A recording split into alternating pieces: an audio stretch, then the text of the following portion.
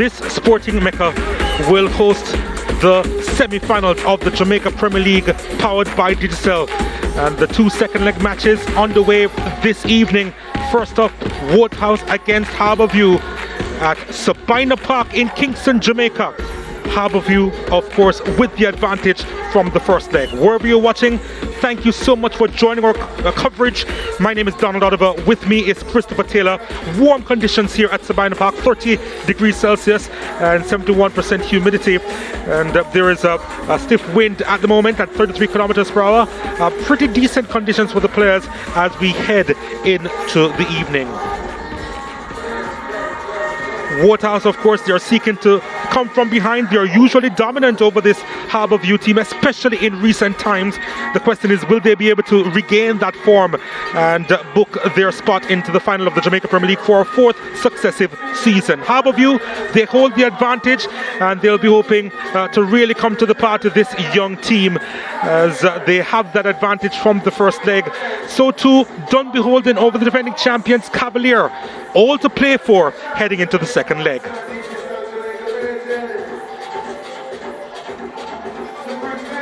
In the first leg, a brilliant goal separated both teams. Chris Taylor, and coming off the bench, Nicholas Hamilton with an absolute cracker, getting by Kemar Foster.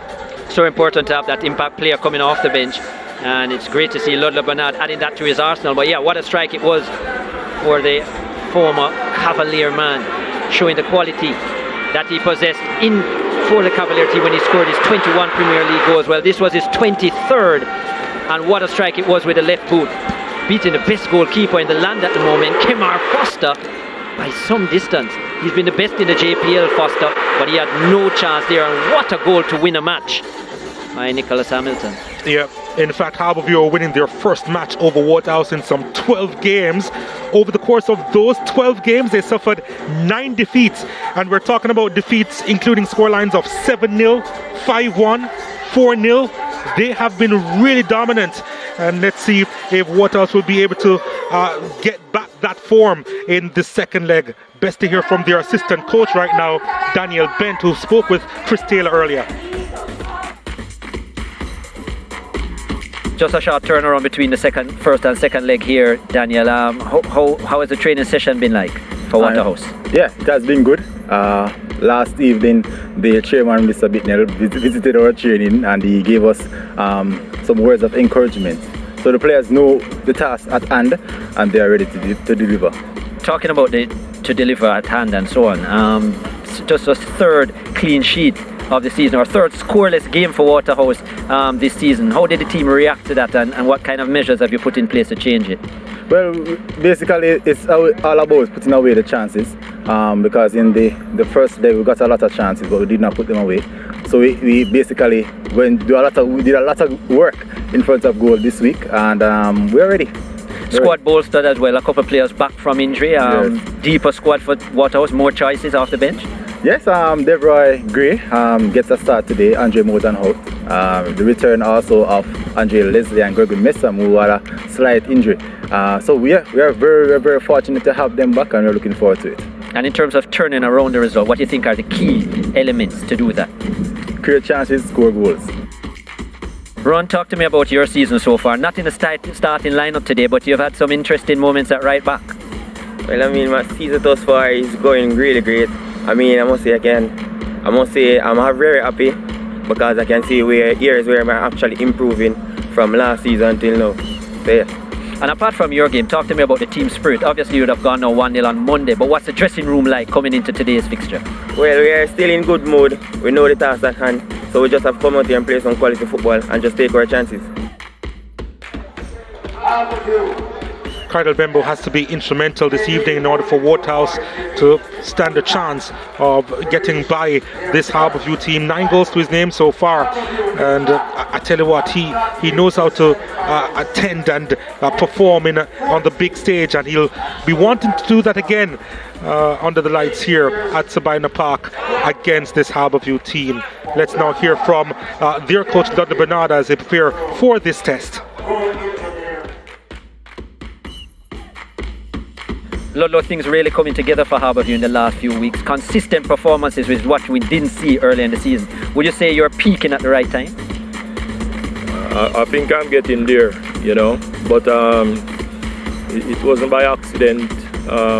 We took a little time to really get a good cohesive group together, and our displays throughout the course of the season would have been inconsistent because of the inconsistent selections. But there has been some amount of steadiness in terms of the players that have been out there, and some consistency and quality in their play. And talk to me about that big move to put the 17-year-old between the sticks. He's certainly been doing well, young Bennett. Yes, he was one of those that really did get the confidence of the players throughout the course of the season. And circumstances basically arose in which the opportunity presented itself, and it wasn't a difficult decision for him to be asked to take up the responsibility. Of course, some amount of immaturity sets in now and again, but then he has the full confidence of the staff, the coaching staff and the players. The keys today in terms of getting over this hurdle against Waterhouse? I got to understand that one of the statistics coming out of the last game was that it was probably one of 3 games in which Waterhouse failed to score. I told him in the room earlier that they need to make this one number 4. A man, a national representative like yourself, talk to me about how important your experience is in the dressing room, especially before an encounter like this. I try my best to give the guys a calmness, a sense of calmness in the changing room. I've been here before, so most of them it's probably their first time playing in a Jamaica Premier League semi-finals. So I'm just here motivating them, especially young Deco, who is in goal.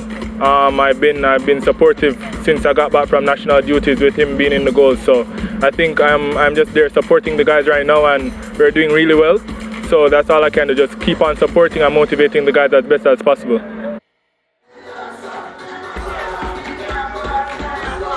Colorado Murray is our player to watch. He has 6 goals to his name so far this season. Played like a house on fire in that first leg. Was shooting from all across the park really, and he was instrumental in that first leg. And he'll be hoping to step up to the plate once more against his old club. Let's see if he can actually be on the score sheet on this occasion. We take a short break, back with so much more, including the starting lineups and of course kick-off as semi-final day in the Jamaica Premier League continues.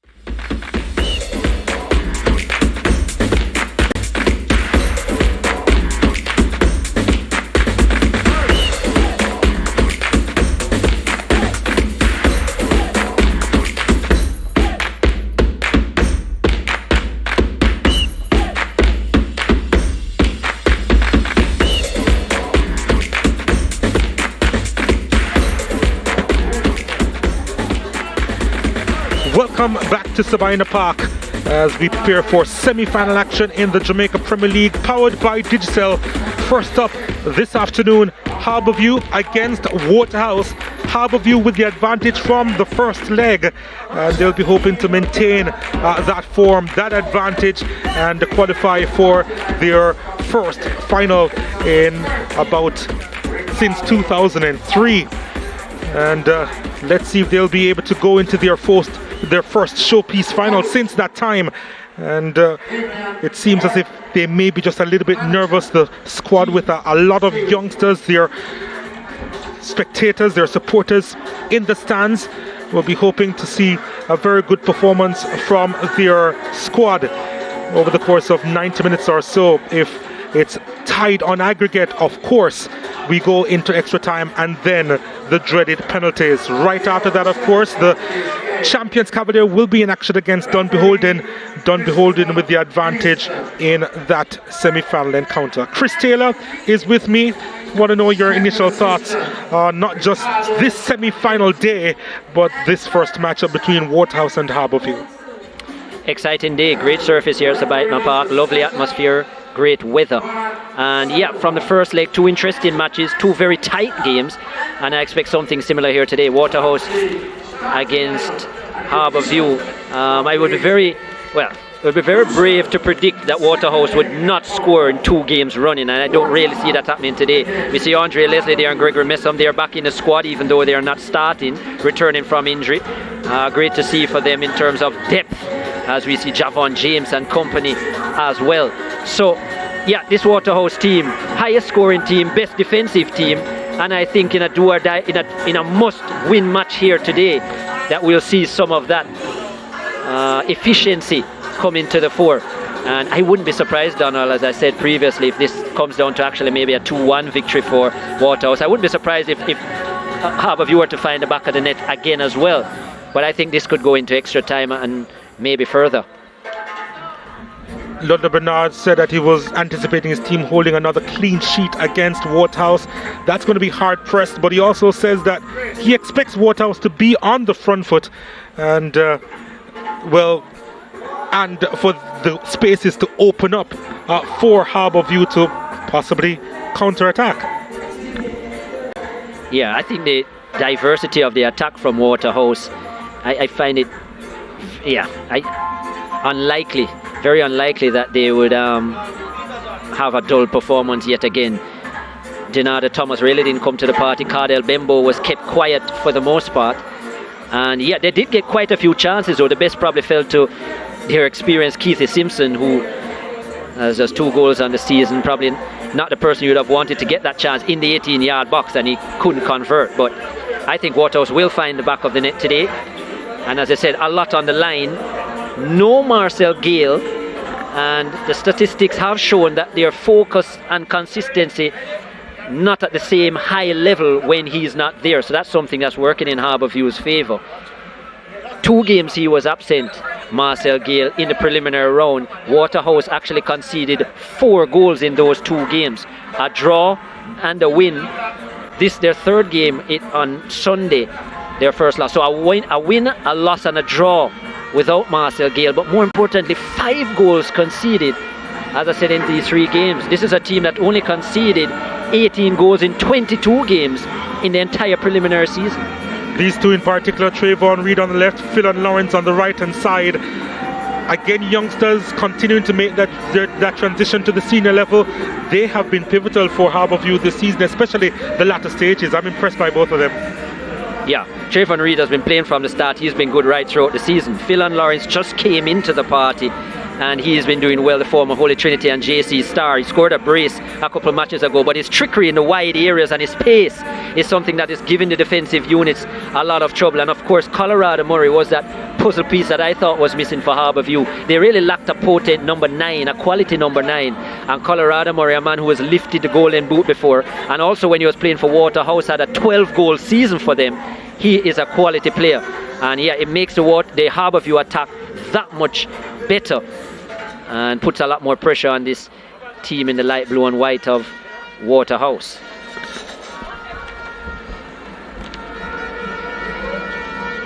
Waterhouse, as you mentioned, in the blue and white, they have so much to play for. What about that man, Cardell Benbow? 11 goals on the season. He's joint 2nd highest scorer in the Premier League, obviously behind Daniel Green, who has 13, who will play no further part. But Cardell Bentnow, with 11 goals and 3 assists, has been a top performer for Waterhouse this season.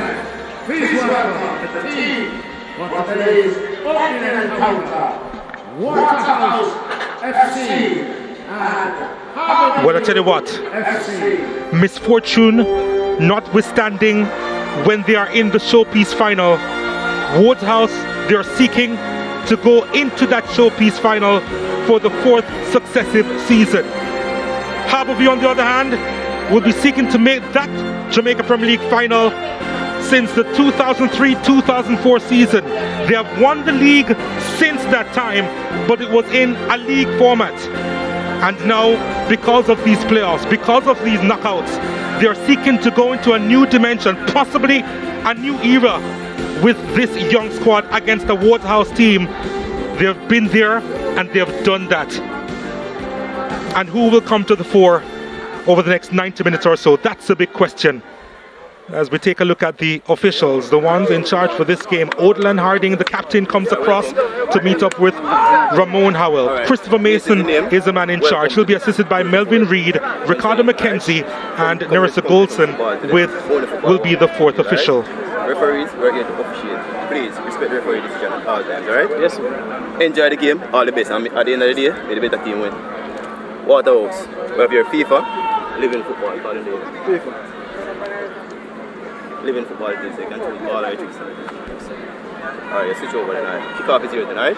Enjoy and all the best. Some football, have fun. So Waterhouse will kick off first, and the other team will go to first. As we take a look at their starting lineup, Kemar Foster, who has been brilliant all season, is in goal. Kimani Campbell, Elvis Wilson, Damian Binns and Ricardo Thomas. They make up the back 4. Keith Simpson, Ramon Howell and Denada Thomas in the middle of the park, behind Cardell Bentnow, Shaquille Bradford and Devroy Gray. 4-4-2 is what they'll be playing, Waterhouse. Great to see their squad bolstered, but yeah, they'll be seeing if Shaquille Bradford can get it right in the attacking, in the striker position for them today. And of course the likes of Bentnow and Thomas. Anthony Bennett, the confidence remains with the 17-year-old between the sticks. In front of him, Odlan Harding, the skipper, Shamari Dyer, Ajani Talbot, O'Shane Staple. In the middle of the park, Asim Priestley, Jashon Anglin returns. Philon Lawrence is there as well. Up front, Timar Lawrence, Trayvon Reed, who has 9 goals to his name, and Colorado Murray with 6. Yeah, great to see Joshua Anglin back into the starting lineup after his suspension, 2 yellow cards a couple of matches ago. And yeah, Ajani Talbot partners Shamari Dyer in terms of the defence. The number 17 with his experience. Early in the season he was away at Portugal as well, Ajani Talbot. There you see him in the number 17, so he'll be adding a lot of stability for that back line.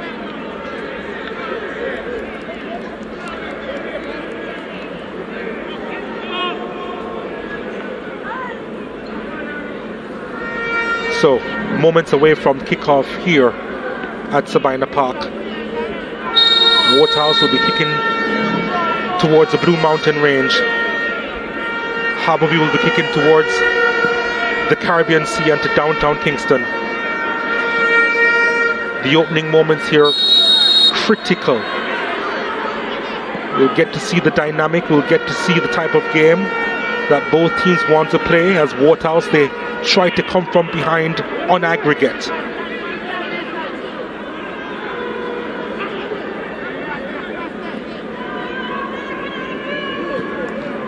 Let's see how Harbour will hold their shape in the opening stages of this one.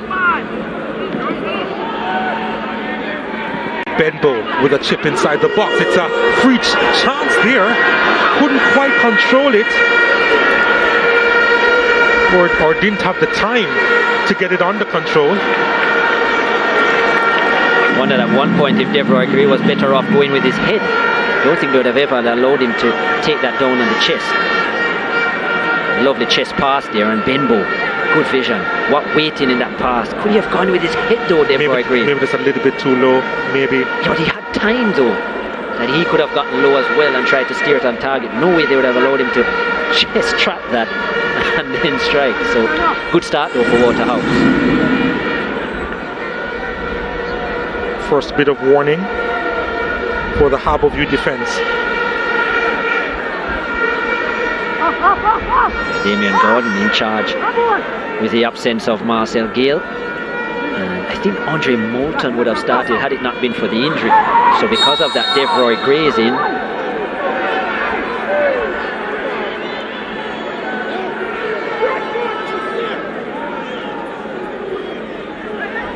Devroy Gray, who has been the super sub really for Waterhouse with the 3 goals. As this is the foul here on Kimani Campbell. Bad step in here, looking to get away with that, Tamar Lewis. Yeah. Kimani Campbell gets some treatment now. So early issues for Waterhouse. Hopefully it's not too serious for the youngster. Another player who has been critical, providing several assists from the wing-back area. I believe he's gone 4 assists now this season, Kimani Campbell. Yeah, very good overlapping player as we see Damien Gordon there. Because Marcel Gale is away on under 20 duties with the Jamaica youth team, himself and the rest of the coaching staff have had to take the reins. Not necessarily the most ideal situation for Waterhouse as we see Ludlow Bernard and Sean Fraser, head coach and assistant for Harbour, and they must be proud in terms of how their team has performed in the playoffs. Very inconsistent in the preliminary round. 7 wins, 7 draws, 8 losses. Take a look at the chance here. Bentnow with the ball. Yeah, you're right. He probably could have gone with the head. Yes, certainly. He had to jump to control that. Yeah. Probably just a lack of confidence as Bentnow collects and he takes a couple of defenders with him. That was Shaquille Bradford, in fact.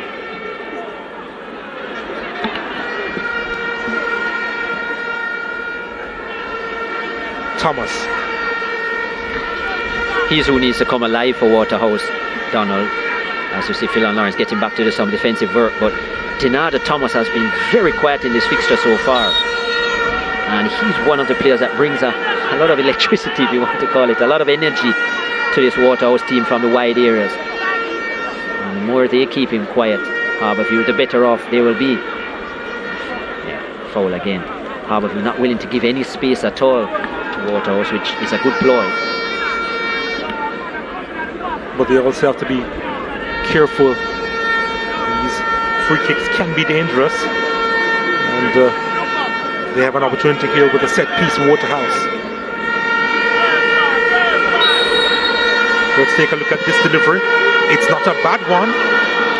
But nobody quite there at the back post to nod it across. I think it was a very good one from Ricardo Thomas. I'm probably a bit disappointed that they didn't set up themselves better. Waterhouse should have been a player that was positioned at the back post, so he would have been able to do something with that. Instead, they were almost retreating to the back post and it was over their head.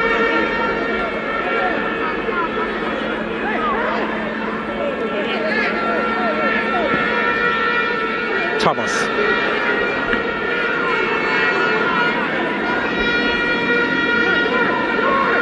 Howell, the captain. Campbell.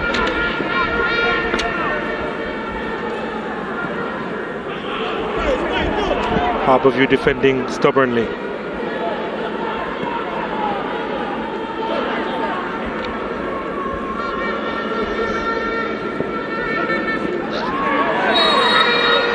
Challenge coming in strongly from O'Shane Staple.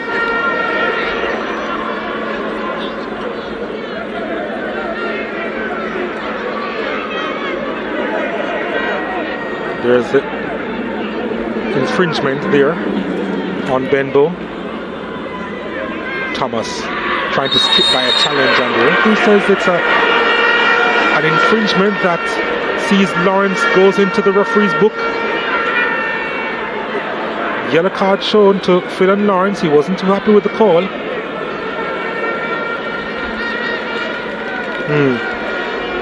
Yeah, unnecessary challenge though, a striker's kind of challenge. Nowhere close to it. Yeah, that's a poor challenge. And I think Christopher Mason is getting a little bit fed up of the Harbourview challenges. Timar Lewis was lucky not to have been booked, and you could see him saying, "That's it, I'm not going to talk to any of you again." Phil and Lawrence then goes to ground with a reckless challenge, and rightfully so in the book. Good officiating, Christopher Mays.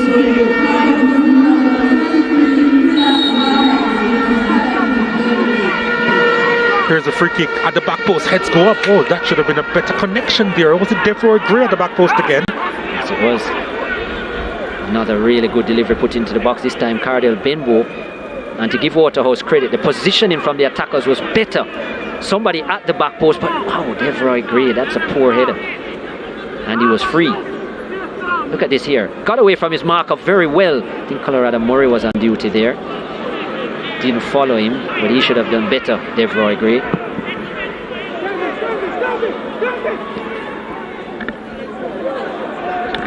Lovely side-on view there, Donald, of the play. Coming from every angle here. Yeah, coverage at Sabina Park. Reed to Staple. Harbourview, they haven't quite settled as yet. Let's see if they can launch a meaningful attack here. And one of the things that have been common for them in the playoffs have been their quick start to games. They have actually put their opponents on the back foot early. Talbot doing enough to get by a couple of challenges. Murray couldn't hold on to the play, and Thomas comes forward for Waterhouse. He kicks the turf. I thought he kicked the turf, but apparently it was a challenge from Anglin, and Thomas goes down again. Well, he was clipped from behind as well, I think.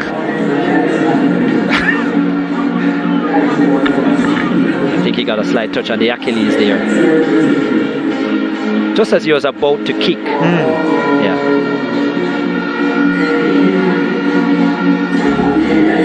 So he's getting some more attention. And just a couple of Harbourview players speaking with referee Mason.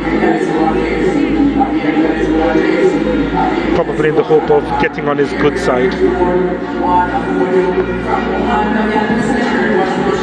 Trayvon Reed, of course, doesn't necessarily have the best relationship with referees, especially when he's on the receiving end of kicks.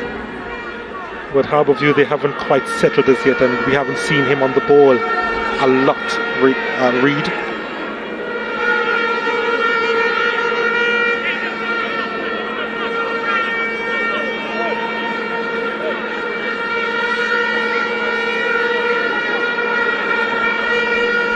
Free kick to Waterhouse.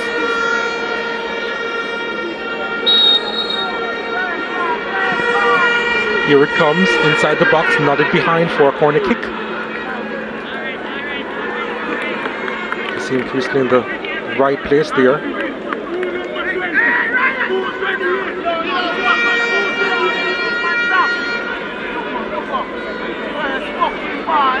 There was some question as to whether Talbot was brought down inside the ear, but he went to ground really easily there.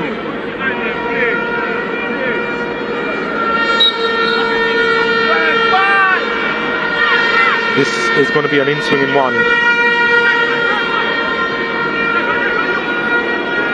Gray. Now it's going to be difficult to get by two defenders, and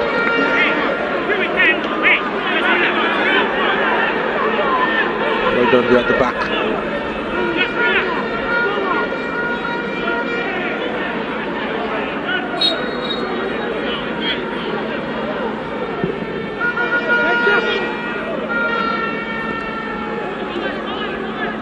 Seems as if Harbourview is playing the waiting game here, the patient game. They're going to be as compact as possible, trying their best not to make any mistakes.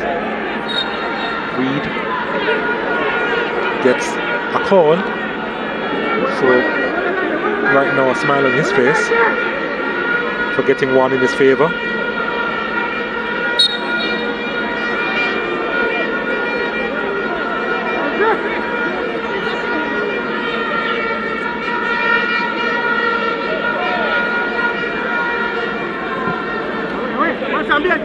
This one sent inside the box by Shamari Dyer. Bradford going after this. Picked up by Thomas. Thomas has been a nuisance so far. Benbow.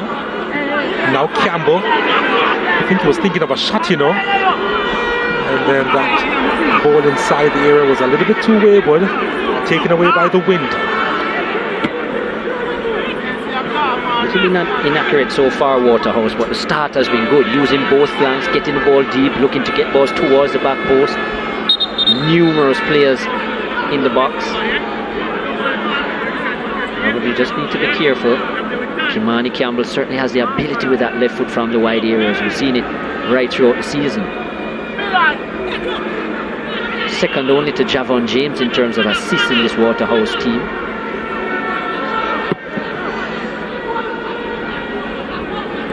Here, number 16.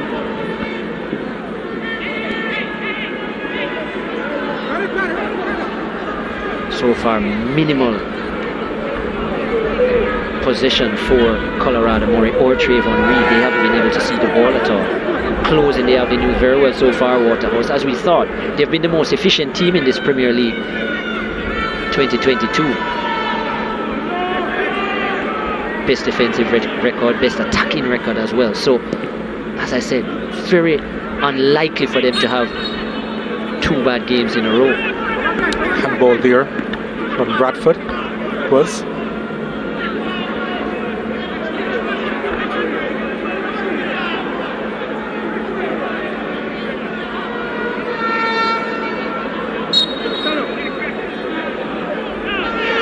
Harding looking for options. The young skipper for Harbour View. Finding Murray, who couldn't quite control it. Bradford again gives chase. Talbot was on him like white on rice and committing a foul there. And he runs away from the scene of the crime. Yes, Talbot was a bad challenge. Been around a while now with Johnny Talbot. Very strong centre back. Always feel that Harbour View are a stronger defensive unit when he's within their spine. With Dyer, Johnny Talbot. This one sent inside the area, that's nodded away. Anglin doing some defensive work inside the box.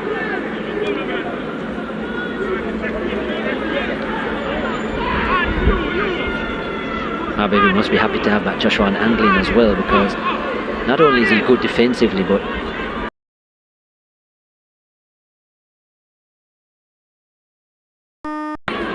did have a decent replacement in Garth Stewart in the first leg, but I think Anglin is a stronger midfielder. And obviously has more experience as well. Yeah. Which sometimes can be the difference. Stewart is an up-and-coming midfielder. He starts on the bench this evening. Let's see if Anglin can remain disciplined though for the 90 minutes. Yeah, he did miss the last game because of the fact that he picked up a couple of yellow cards in the previous encounter.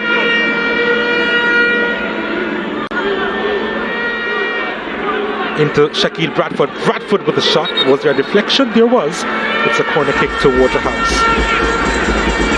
They are getting closer.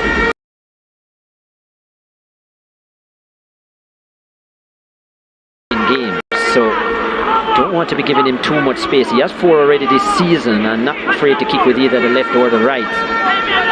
Comfortably off target in the end, but need to be careful of the former Camperdown star. Here's a delivery inside, trying to turn. There was an appeal for a handball there. I don't think there was one.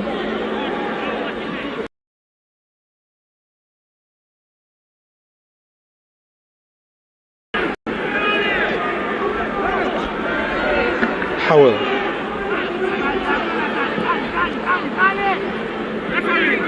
Flag goes up for that challenge.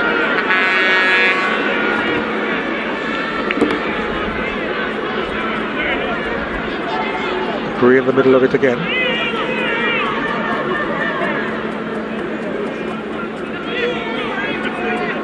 It's a proper chess match at the moment. Yeah.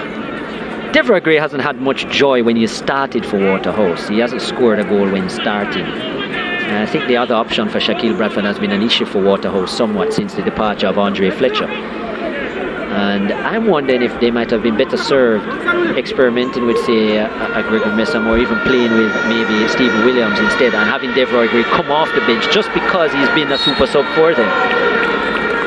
Getting a little tested now for one Trayvon Reed, as expected, when he's being fouled consistently. And there's another infringement against him. St. George's versus KC. Well, those battles have been constant in schoolboy football. The North Street battle. Reed is an older statesman in this one, though. Yeah. Angling to deliver. This could be dangerous for Waterhouse. This one sent inside the box and it's headed away before it got to a Johnny Talbot. And now Thomas looking for options, tries to go long. Harding is back there, does well. Shot from Howell as he sees the keeper off his line. Ambitious effort, well wide of the man. Yeah, good attempt by Denardo Thomas. It was Denardo Thomas, in fact, yep. From range. Still not seeing him in the game enough, Denardo Thomas. He's just gone out of the limelight these last couple of games, and I think that has hurt Waterhouse. Anyhow, good vision by him on that occasion, just the execution was a bit off. And this is a very confident man between the sticks, very young, confident man between the sticks for Harbour View. Almost arrogant Anthony Bennett, as keepers usually are. If they're any good.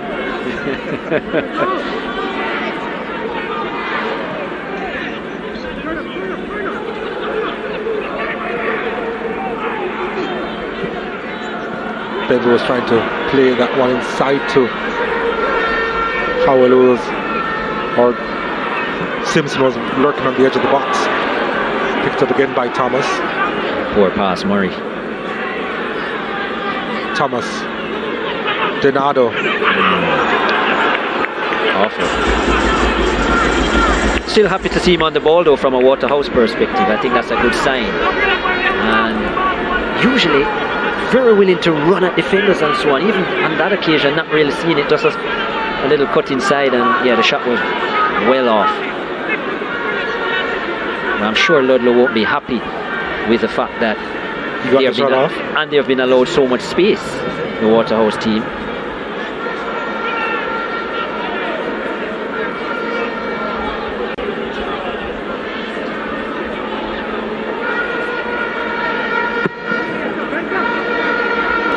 Punted long.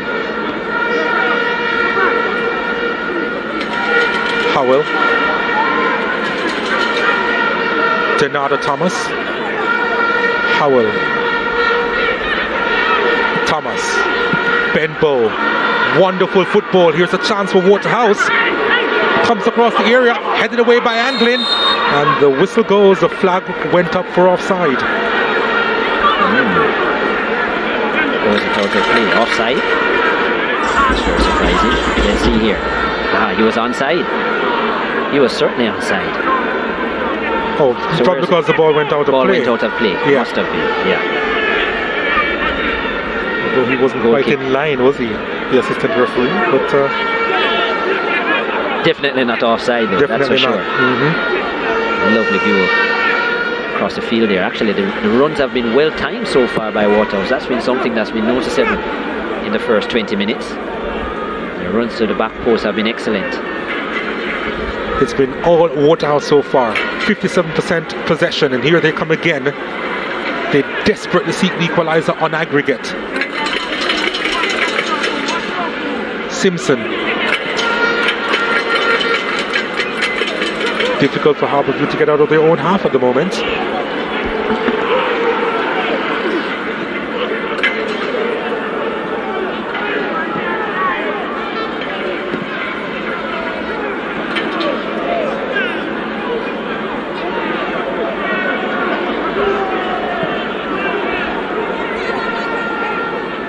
Campbell goes long. Bradford couldn't win that header.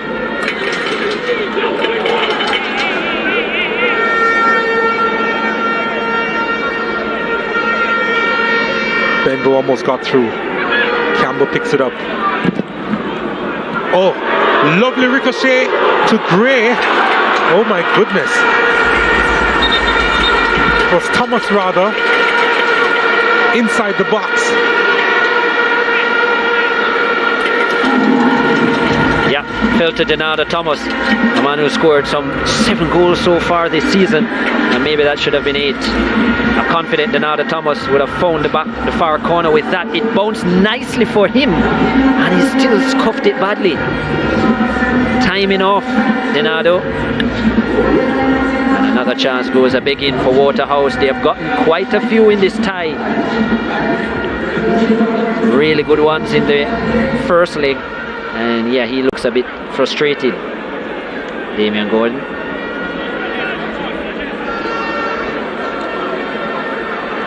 Well, they are getting closer, Waterhouse. Close won't work for them though. They need to be clinical.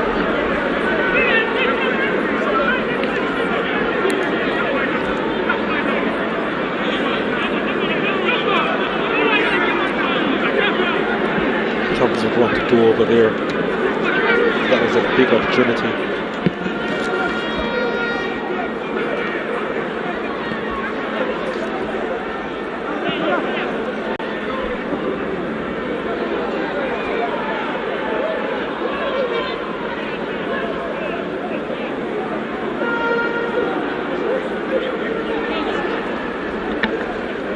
Reed.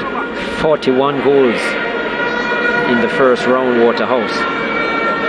And in 100 and almost 15 minutes of play, they haven't been able to score 1.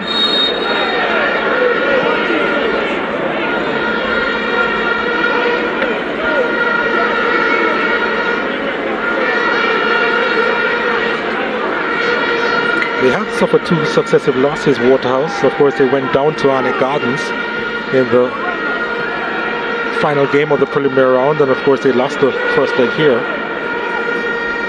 Yeah, Arnett did the double over them.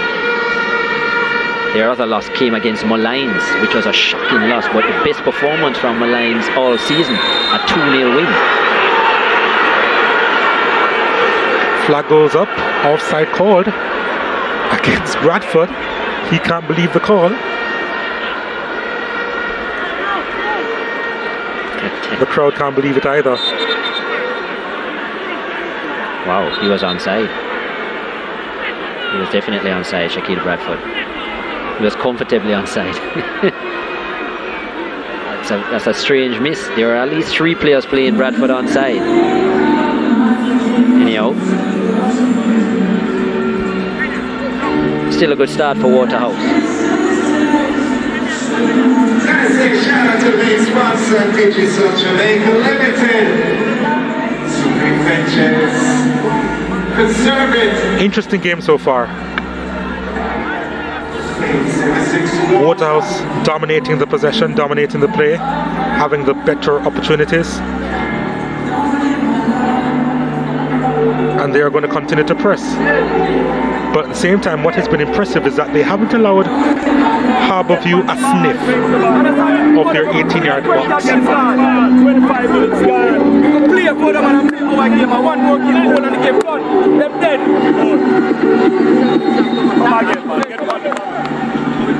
He's eager to celebrate.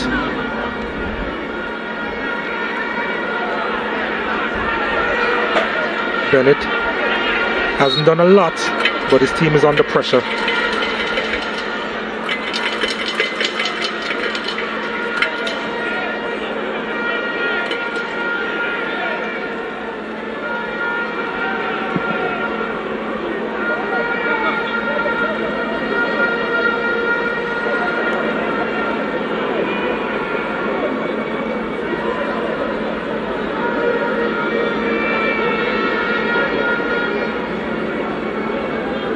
The confidence will grow for Harbour View as long as the scoreline remains 0-0, and they can go ahead. Was he clipped inside the box? It's with Reed. Oh, it's wide of the marker and only just.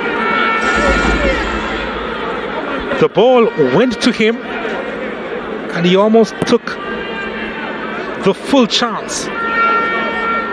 Yeah, that could have arguably been a foul for by Timar Lewis. They actually called because they thought they should have gotten a foul, Harbour, but I think Timar Lewis' his foot was a bit high. Good strike by Trayvon Reed. Kimar Foster did get across, but I wonder if it was on target, if he might have been in trouble.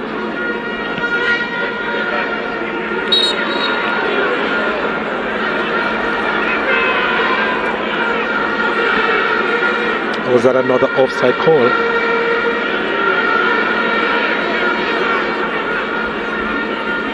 Or was there an infringement on the play? Maybe another offside call. No, it was a foul actually.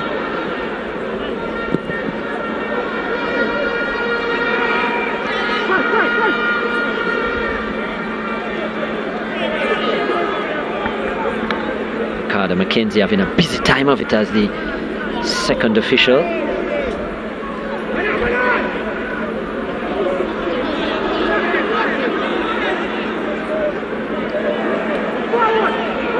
Howell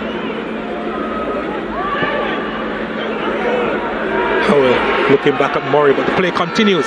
Reed in the path of Anglin. And there was an infringement inside the box from Anglin, but they've lost it. Reed looking for an outlet. Murray's right there, you know. He lost it, was looking for the foul. He doesn't get it. Staple does enough. Murray has it. Colorado Murray trying to thread that one through, and does! And Timar Lewis skies it. Turned out to be almost a miraculous ball. Somehow it went through to Lewis, who could not keep that one on target. That should have been the first goal of the afternoon.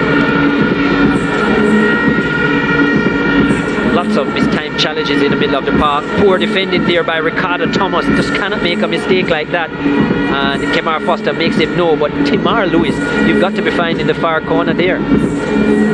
Should have been going back across the goalkeeper. And was leaning back and opened up his foot as well. So it was only going to go upwards. Missed chance for Harbourview. Bad defending by Ricardo Thomas and Waterhouse. So maybe looking at the ricochet there from Thomas as he tried to intercept there. But at this level you expect the professional players to put that one away. And Arista Golson just letting the coaches know that they're not to come out of the area. Sean Fraser being the guilty of the two in that. Yeah, that could result in a booking for them, so they need to be careful. Ludlow sees the funny side.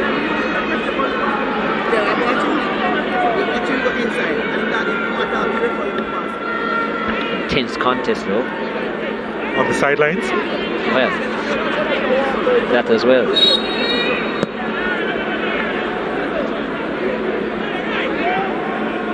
Goodness me, Harbourview came close. Now they've had the better opportunities.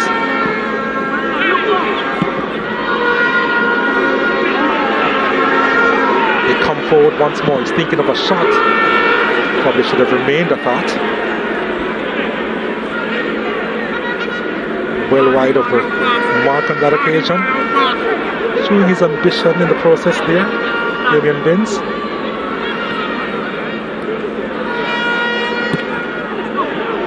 Actually, he scored his first ever goal against Harbourview in the 2013-2014 season, Damian Binns. So, probably just going back into memory lane, hoping to replicate an effort. Binns did miss the majority of the season because he had a fractured eye socket. Received in the first match against Mobay United. And he missed about 3 months of action. Work his way back in the experience now, Damian Binns.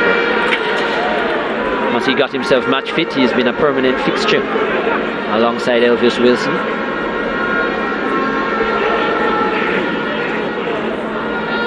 I think Cockins had taken over the position for some time and did well, Cockins. Yeah, I figured too. Did really well.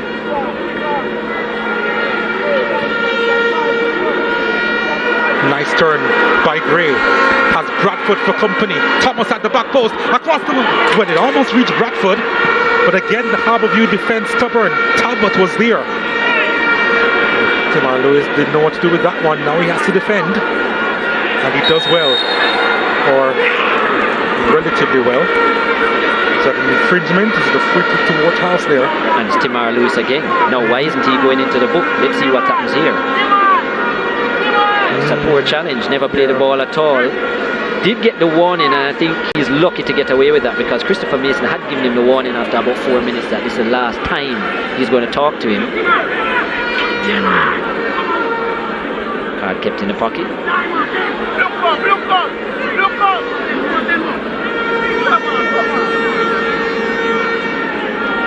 Less than 15 minutes to go in the first half here.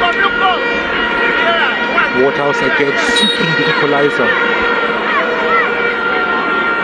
Here comes the delivery. Headed away. Talbot again at the right place at the right time.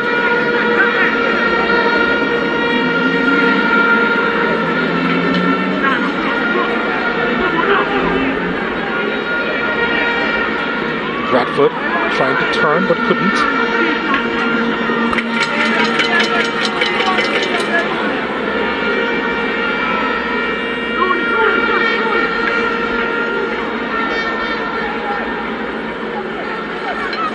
Thomas leaves it for Campbell.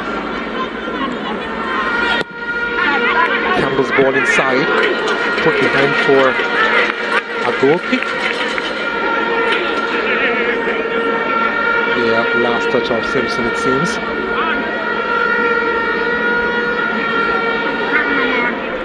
Marshalling the back of Johnny Talbot.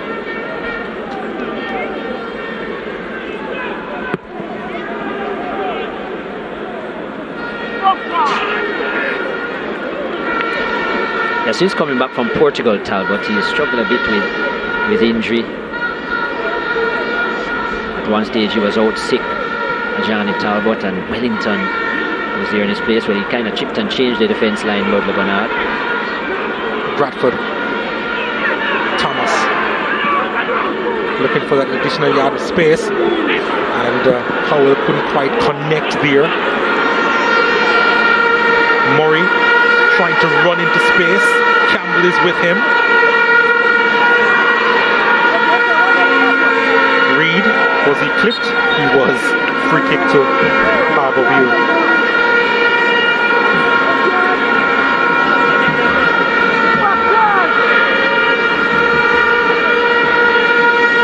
Cheap foul to give away.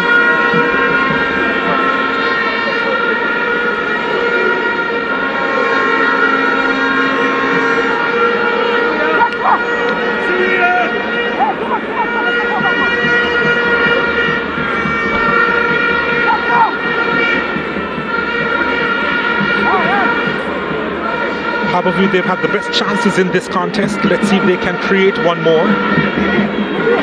Trayvon Reed to deliver. A small army of 5 inside the box, couldn't find one of them.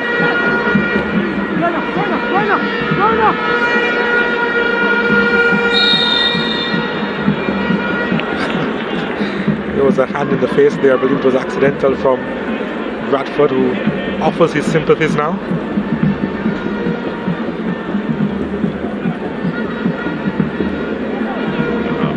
He milked it, yeah. But there eyes on the ball all the way from Shaquille Bradford. The arm didn't even make contact where he was holding. Anyhow, I thought he was complaining that the sun was too hot. Long ball inside the box. Could have a case there. Here's a shot from Lawrence. That was charged down. Now Thomas with the overlapping run. Waterhouse putting numbers forward. Thomas, oh, he decides to take the shot. And not a lot of power in that one. Good overlapping run though by Ricardo Thomas. Strike wasn't the best in the end, but that was positive play. Good release pass by Cardell Bentnow just to have him going. And Harbour were a bit exposed. They are a bit careless in terms of how they've been working the ball out of their backline. I know the modern game says that you pass the ball out. But I find some of the teams, especially in the JPL, have this lackadaisical way of doing it, where they invite teams to close them down, win the ball and score. So yeah, even though you want to play the modern way, you need to be efficient about it.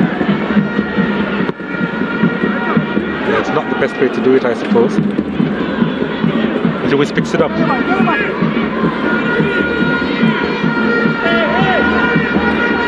Reed on it now. Reed.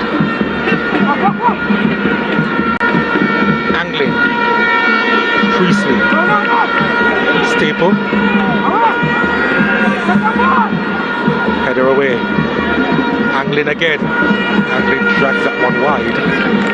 It's going to be a goal for Waterhouse. I don't know, Waterhouse they look a little bit vulnerable at the back. We've seen a couple of chances created by Harbour, and all of a sudden they've been allowed to make those passes in and around the area. Yeah, they look a little nervous at the back, a little bit unsure. Given the experience, Keith Simpson and company. Look at that, for example. Dangerous.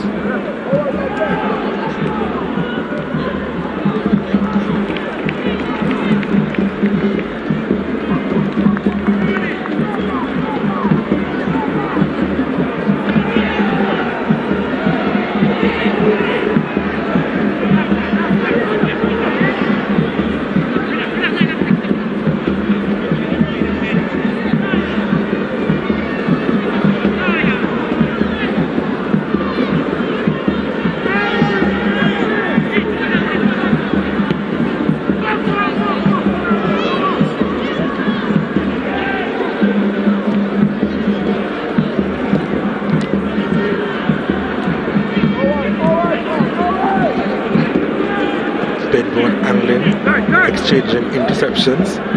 Waterhouse on it now.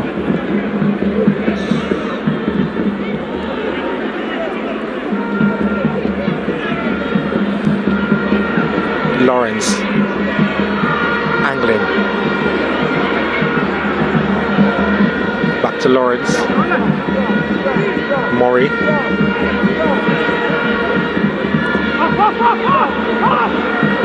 Staple has stayed home for the majority of this contest. The right back for Harbourview.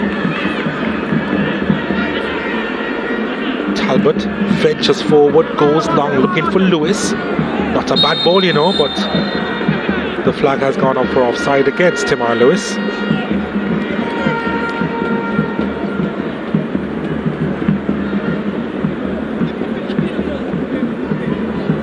Yeah, he was.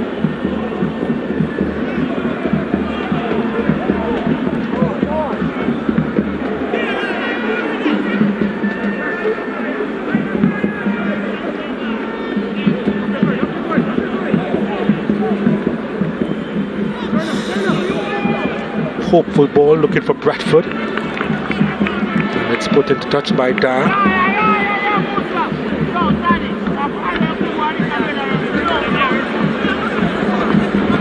Bradford to Campbell. Staple in the way, corner kick to Waterhouse again.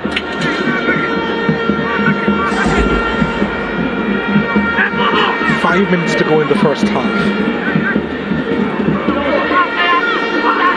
The team from Jerusalem still seeking the equaliser on aggregate as they take their third corner kick.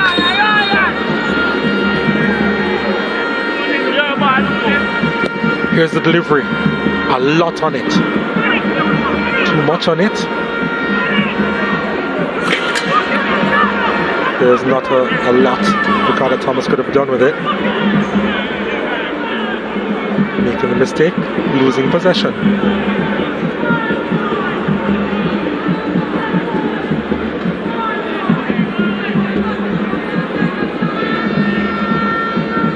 That looks to be Nicholas Beckett, the former Harbourview midfielder.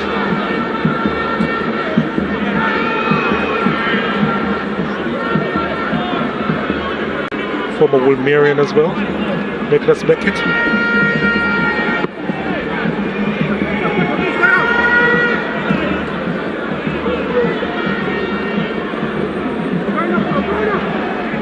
fumble. Bradford.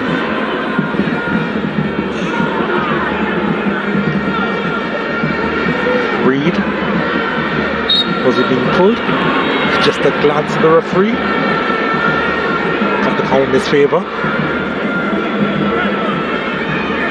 I think he's got every single call except one, Trayvon Reed. So let's say he's having a good day with the referee. He knows how to work it, Trayvon Reed. When he feels the tugs and so on, he just stops playing to make it very obvious that he's being fouled. I think at times can be a bit miserable and petty, Trayvon Reed. But picked up by Lawrence. Lawrence has Reed for company.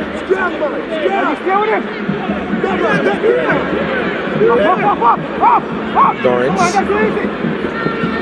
swings this one inside. Howell makes the clearance.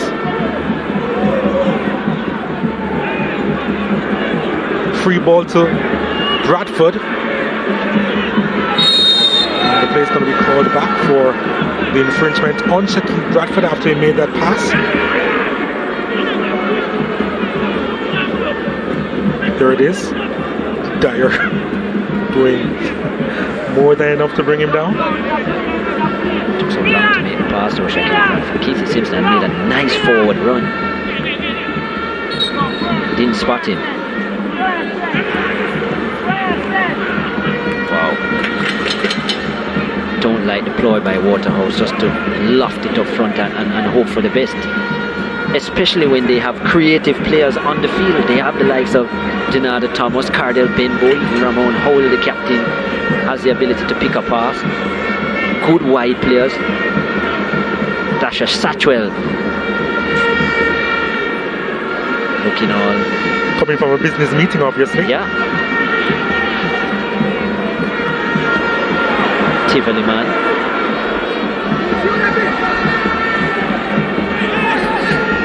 I think he's probably best known or better known as an Arnicans player as well. Initially. Yeah. Finished the season at Tivoli Gardens, who had a chance to get into the playoffs on the last game of the season. Satchwell also knows how to win a title as well with Arnic Gardens. Yeah. Ended up in 8th place in the end. Tivoli, based on goal difference. Harbour View, of course, picking up that last spot. Thomas over the top, looking for Gray. Gray almost got there. Talbot, and the keeper with mix-up, and it's put across the line.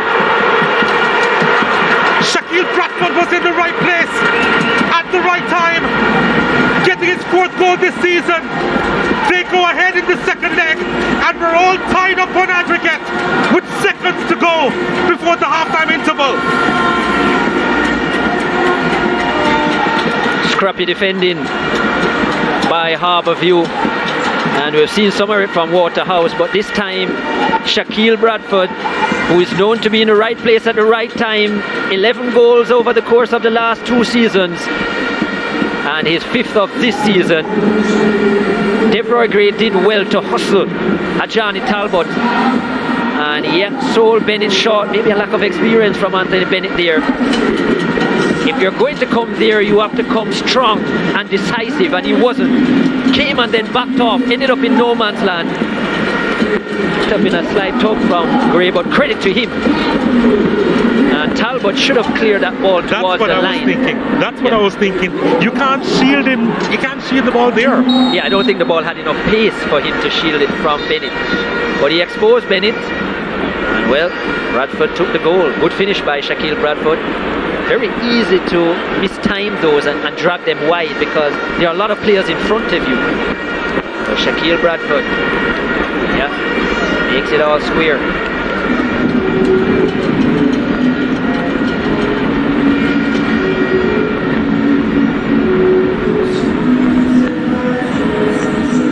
Well, the Waterhouse supporters will be happy with that. Will be happy with his influence on the game. Bradford, his reputation of becoming that poacher, increasing with that effort.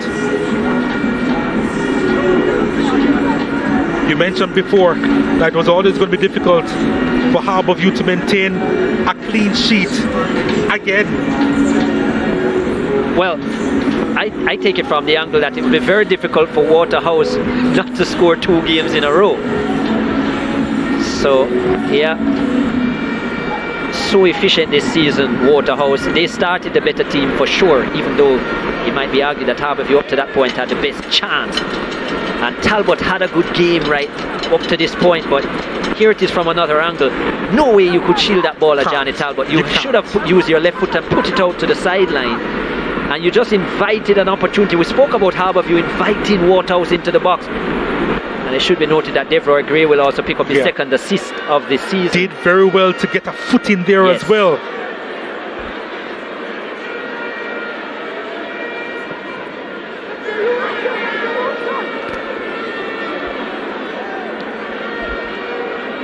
Harbour View.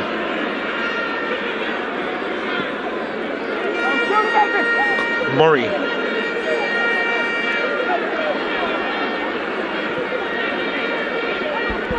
Priestley. Anglin.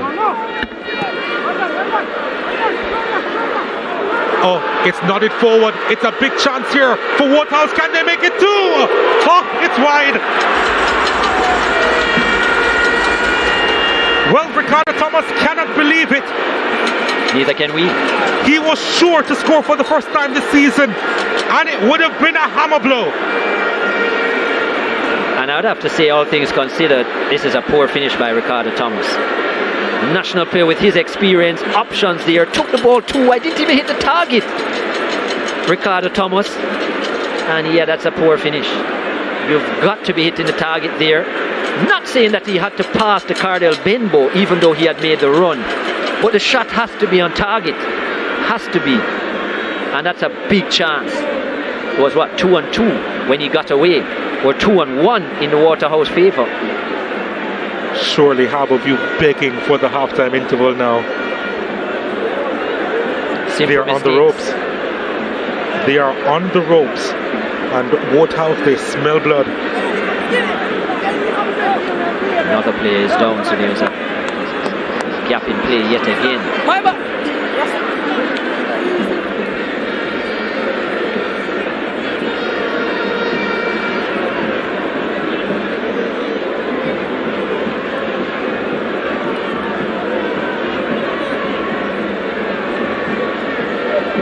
Harding getting the attention of the Harbour View captain.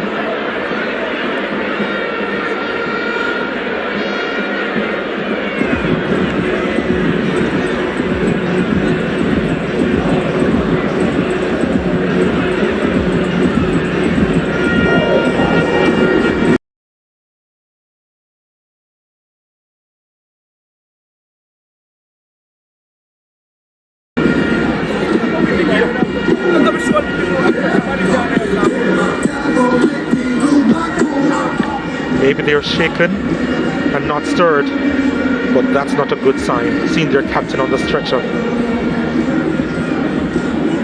It's not something that Harding readily does.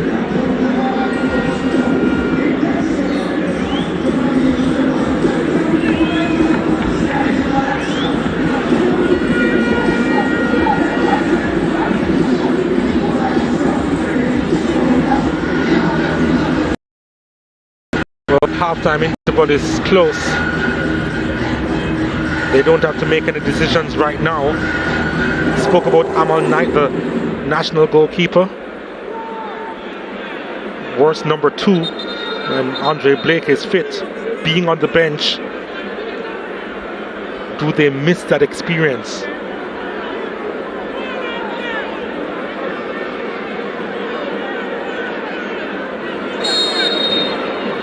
Anthony Bennett does command respect at the back. That lack of communication between himself and Talbot gave Waterhouse away. And with that, they are back in the tie.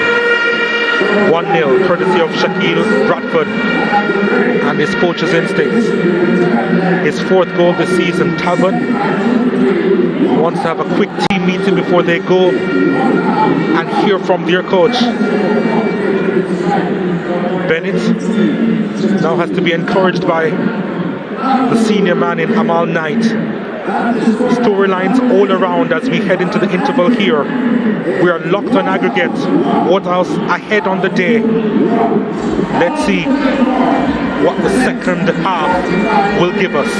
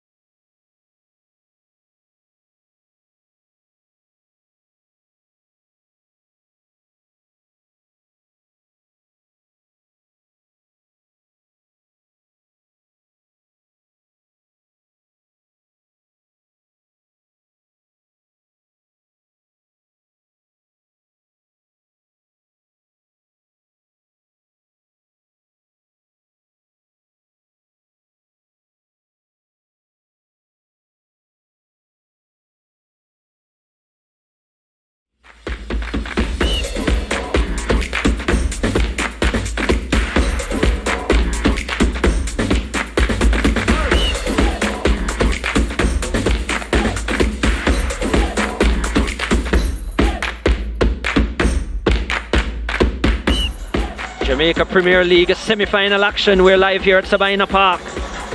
And the second leg here, Waterhouse 1, Harbour 0. The JPL powered by Digicel.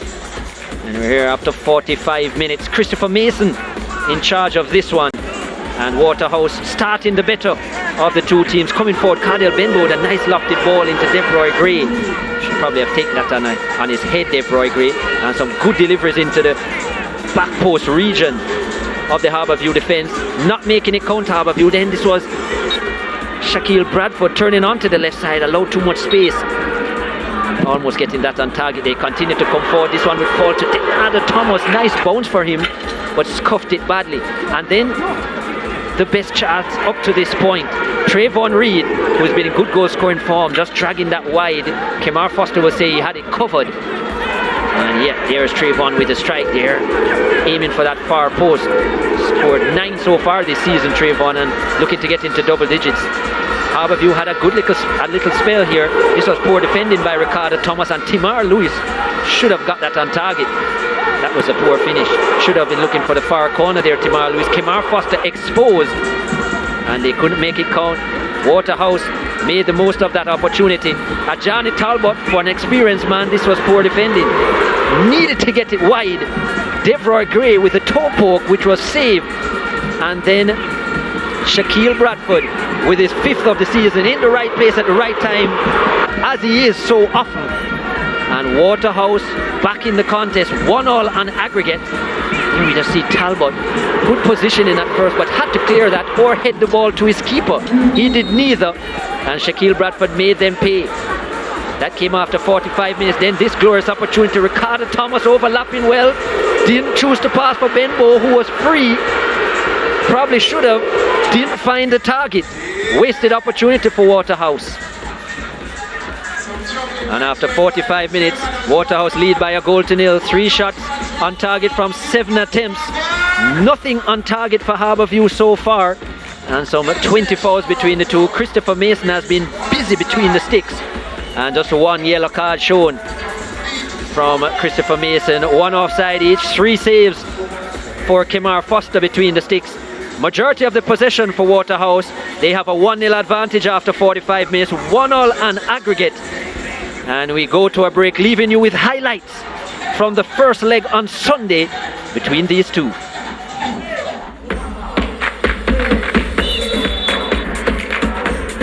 Full match highlights now. Colorado Murray, our man of the match, involved in everything good for Harbourview. Defensive work, midfield work, attacking work. Here's his shot off target. Showing the ambition burning brightly in him, wanting to prove something against his former employers. Left them under a cloud early this season, wanting to prove to them what they missed. Here he goes on a run. Well, this is actually Philon Lawrence. Trying to find the gap between Kemar Foster's legs. Goalkeeper slamming the door shut. Here's Shaquille Bradford. Had some moments in the second half. Thomas climbed high to get the header, but O'Shane Staple just a little nudge on the end. Timar Lewis on target, but Foster's hands safe, up and over. Priestley, Murray, finding Trayvon Reed, tried to give the goalkeeper the eyes and go near post, hit the base of the post though. Priestley forward to Reed, look at this, away from 2 defenders, and a burst of pace takes him away from Vince into the clear, and just as he went to lift the ball over the keeper, the ball bobbled, and his finish looked bad. Here's Campbell, swinging cross in, mishandled by Bennett. He blocked the shot from Beadle, the back into the path of Keith Simpson, and it was a poor effort from the veteran. Really wants a do-over, Keith Simpson, because he really ought to have found the target even if there were bodies on the line. Corner kick, Dyer put off by the goalkeeper, couldn't get his effort on target. Binns forward to Bentnow, working the angle for the shot. It will fall to Bradford. It's blocked on the line by O'Shane Staple. Brilliant intervention from Staple, who had a superb game in defense especially, and on point to help out his goalkeeper. Colorado Murray, punched clear by Foster. Shepherd trying his luck, always drifting wide. The substitute, he was to have a hand in the goal. Murray, watch Shepherd here, lifts it away from Leonardo Thomas, finds Hamilton and runs off the ball, and Hamilton ducks in and then does that. Oh my word, it's a peach on Sunday from Nick Hamilton. About 20 yards out, curling all the time, like the tail of a piglet.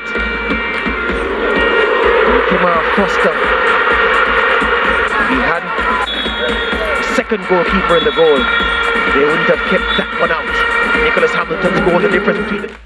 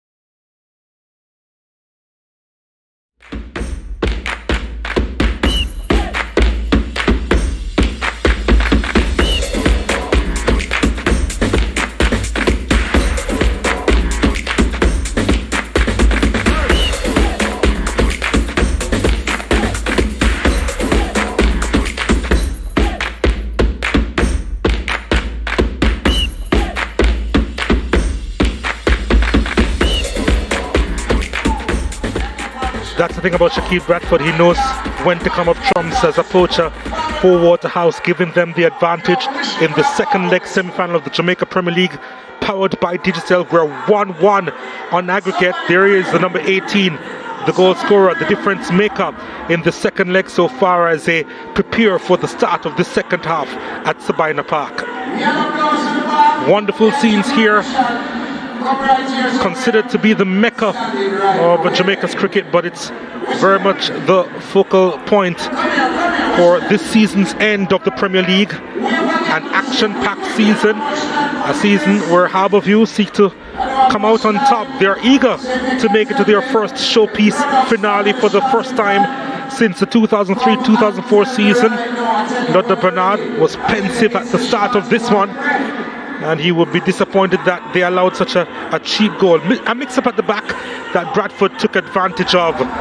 It was always going to be difficult to keep a clean sheet against this Waterhouse team for a second consecutive game, and now they have to score.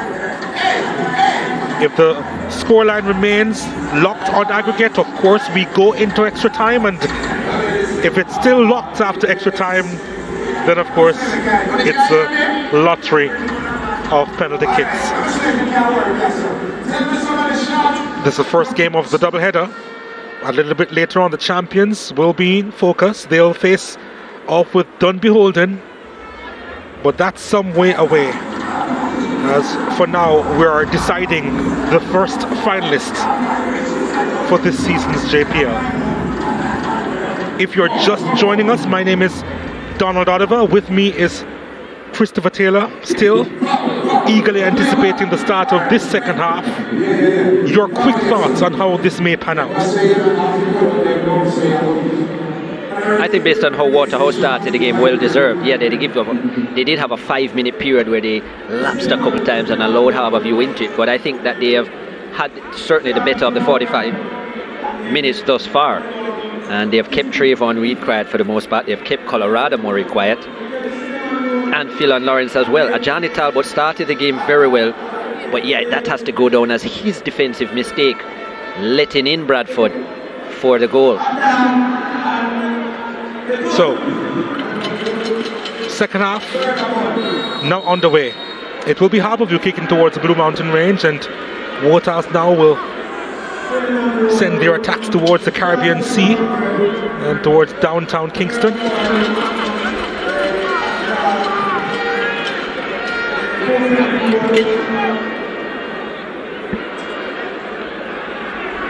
Reid coming forward now. Has Staple on the outside.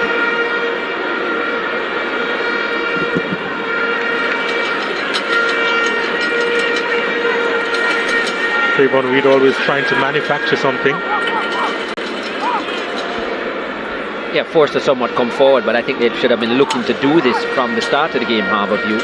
If you think about their success in the playoffs, it's been because they have taken the bull by the horns, and they have come out with energy generally in the first half and taken it to teams, as we're going to see the first booking of the second half. Dyer goes into the referee's book after that. Coming together with the goal scorer, Bradford.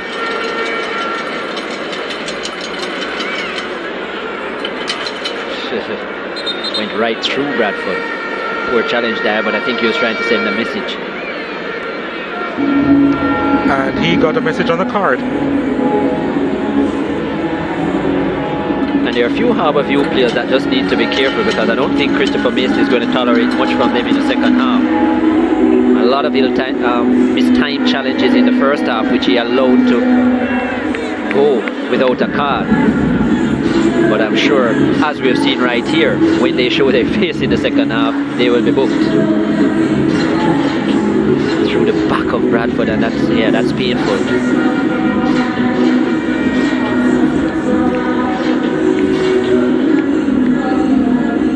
Speaking of painful, we saw Odlan Harding coming off right before the halftime interval. Glad that he's okay, the captain of Harbourview. Ball sent inside the box. Gray trying to get there, goes behind for a corner kick to Waterhouse. Trying to continue with they left off at the end of the first half. Their deliveries into the area have been good for the most part from both Cardell Bimbo and Ricardo Thomas and company. It's just their positioning inside the box that probably hasn't been the best. Not a lot of options. All of them grouped together instead of players at the back and near post as well. Bimbo's delivery. Staple was guarding it, but it did go into the side netting. Or was it off the upright?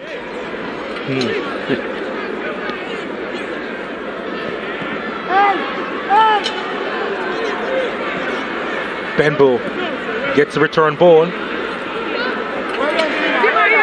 Went down there. Last touch out, was it Lewis? Or was a free kick given? Corner kick has been signaled. Jamar Lewis living dangerously.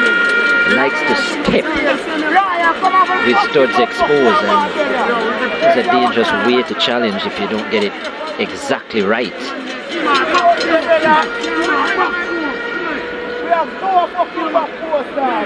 That was in and around the 18-yard box.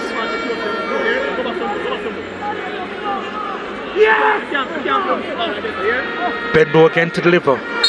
6 players inside the box for Waterhouse. Here's the delivery in the crowded area. Talbot with the header away.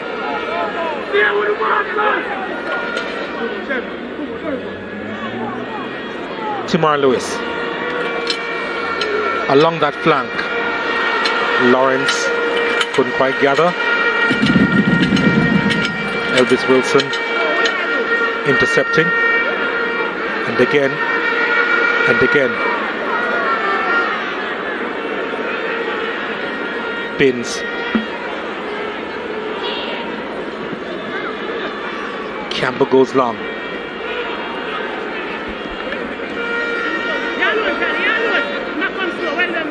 Bradford wasn't in a position to go and retrieve that one. Finds the turf again. I think the coming together on that occasion was a bit accidental. And Bradford needs some more attention from the bench.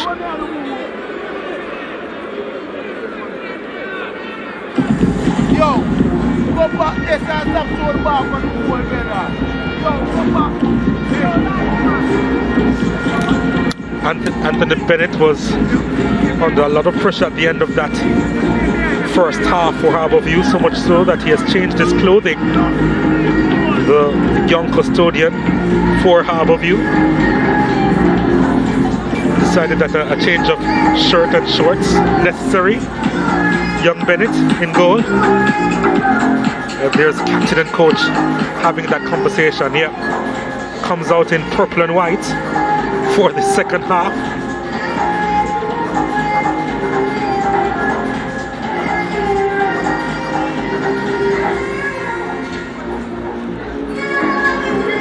Talbot having that discussion with his assistant coach Sean Fraser.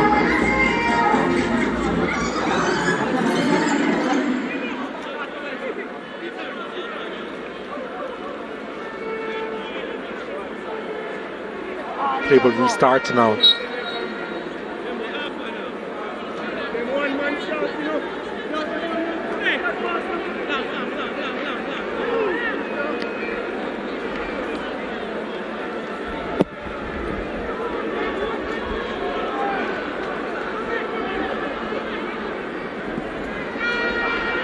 Staple trying to thread that through to Reed.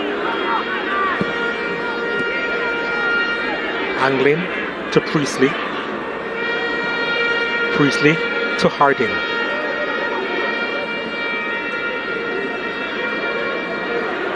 Angling nicely done. Lewis. Could have been a better ball to Reed, who handles it well though. Reed delivers straight into the arms of Kemar Foster.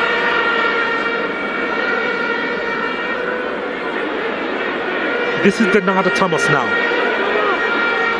Purposeful. Gray.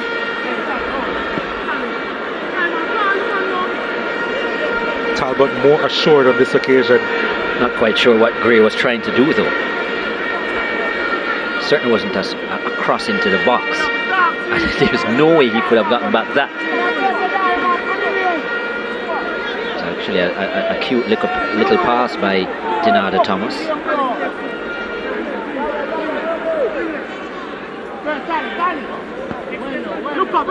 Ken Talbot is there.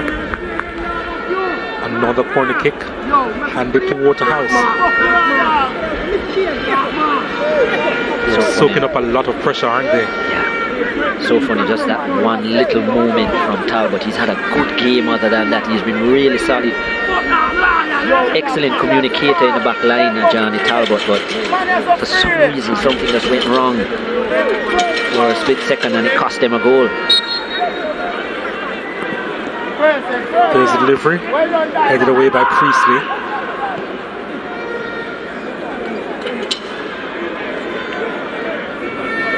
Howell couldn't quite recycle it.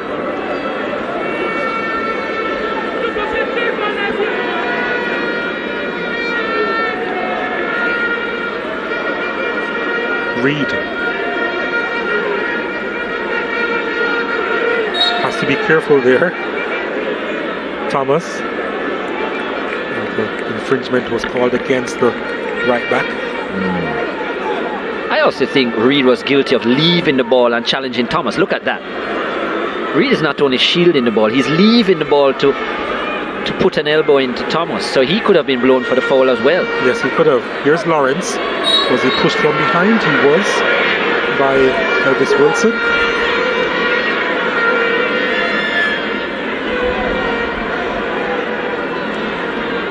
He's pumped, isn't he?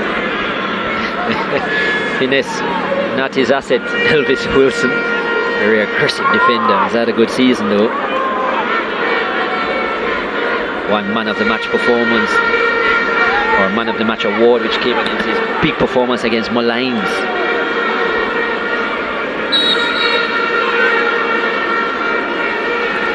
Angling. Well, that was poor in the end. And Murray just showing his frustration with angling.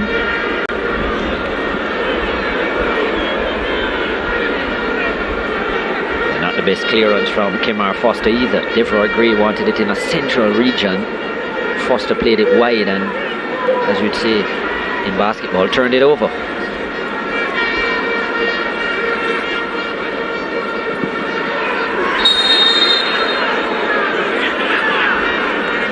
Well, the yellow card is coming out. It's got to be for Lewis. Yeah, because it was... Well, if it's for Lewis, he's in some trouble here, right? No, I don't think it's for Lewis, though. He hasn't been booked.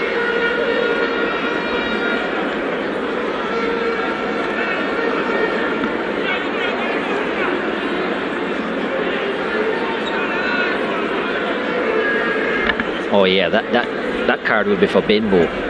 It's a bad step actually by Cardell Bentnow. I thought initially it was Timar Lewis, who actually has the reputation of the high foot, but it is Cardell Bentnow who actually almost jumped into the ankle. That's a bit nasty. And Bentnow's landing probably wasn't his best, but he'll still get a yellow card.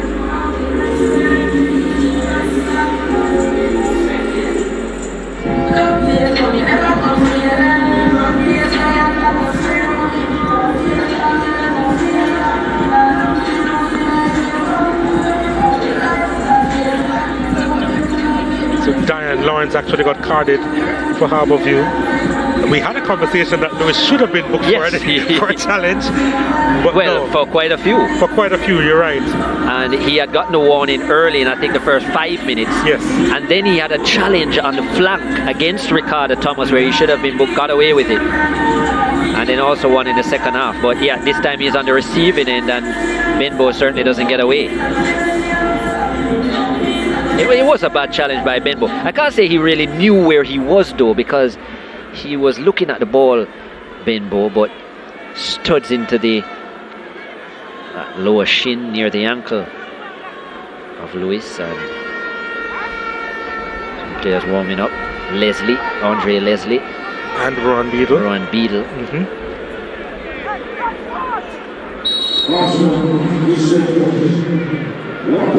Here's a free kick. That's headed away. Anglin trying to get the foot in.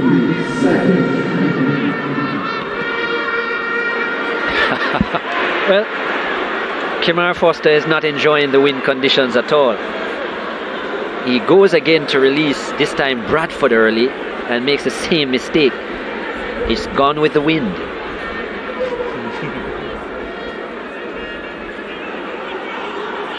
Probably just has to be a little bit flatter and accurate. And if he's going to give it so much air, he has to aim for the center of the field. So by the time the breeze takes it, it will end on the wide in the wide area. That's too scientific, Chris Taylor. Better he goes a little bit flatter.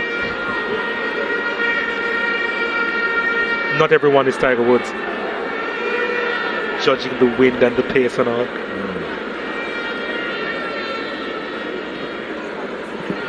Harbour also warming up their reserves. Harding doing well under pressure.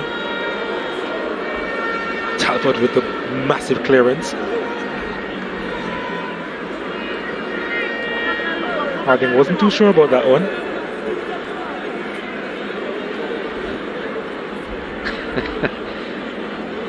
It's a little bit winded or lost. Odin Harding hasn't been able to overlap much in this match so far, the captain. Neither Staple, in fact. And I think that has worked against Harbourview. When they have O'Shane Staple galloping down the flanks, they look dangerous, but Waterhouse have done well. They've managed the pace and trickery of Harbourview so far.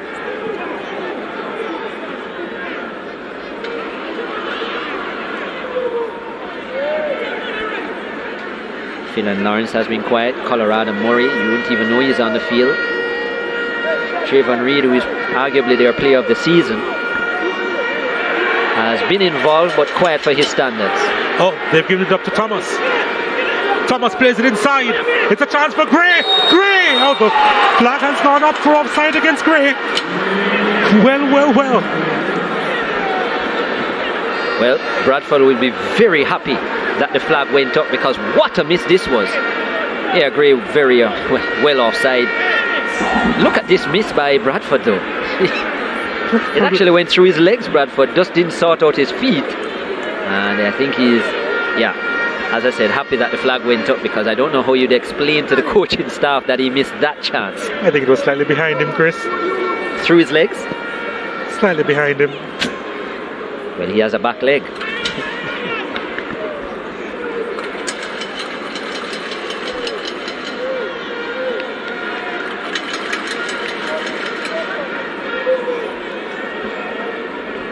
It's also amazing how offside Deborah Gray was. Anyhow, another moment where Denardo Thomas was on the ball and things happened for Waterhouse. Staple.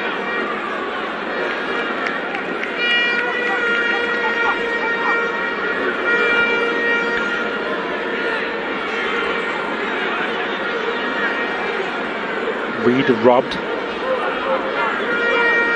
Bradford collects. Angling on him. Bradford skips by one challenge, and then Staple. Well, the challenge was from behind, wasn't it? That's what the referee is saying. Yeah, I think that's a bad challenge by Staple. When you're coming from behind like that, it's almost, I sometimes wonder why the players don't understand the,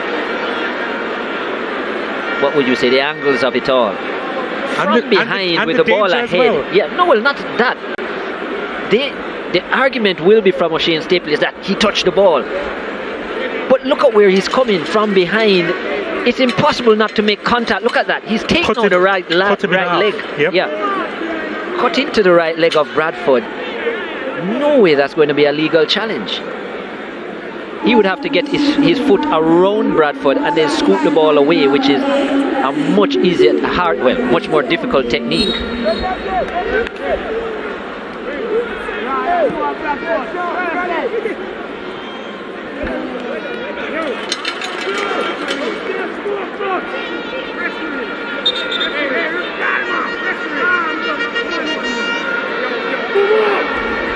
Well, the goal scorer from the first leg is going to make an appearance for Harbourview.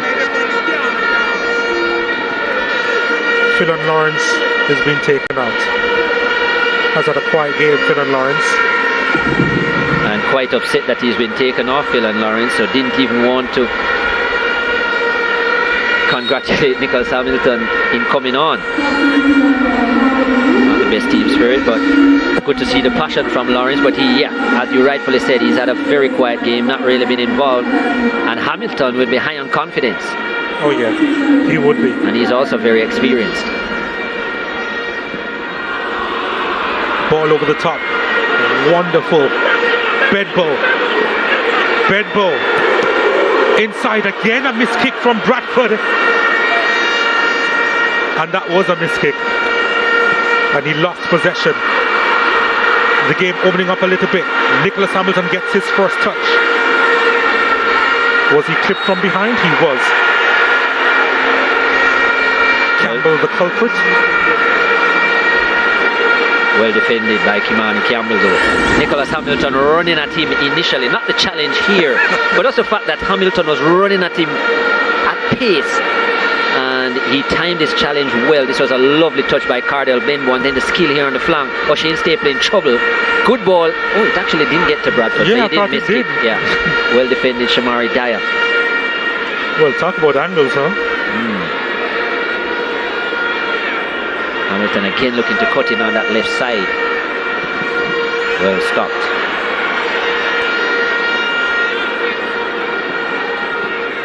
A lot of Harbourview players getting into trying to referee the game. Allow Christopher Mason and the rest of the quartet to do that.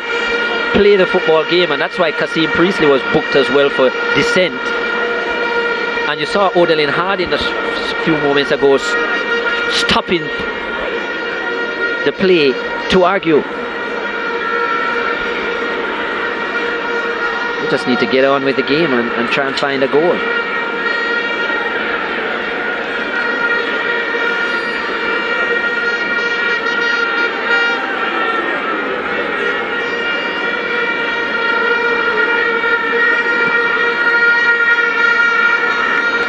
Don't think you'll be able to keep that one in play? No. Frustration for Devereux Gray. Last pass just overweighted.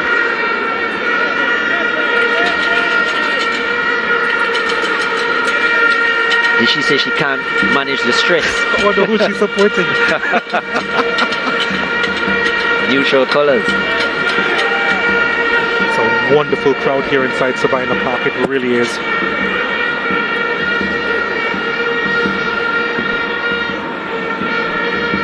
Bentnow.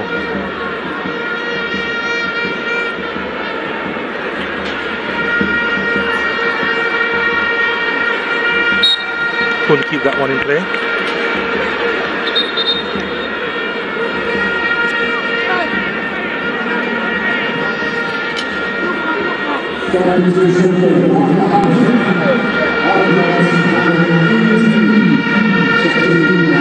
Waterhouse will make a change. Bradford is now coming off, the goal scorer. Or, well, no.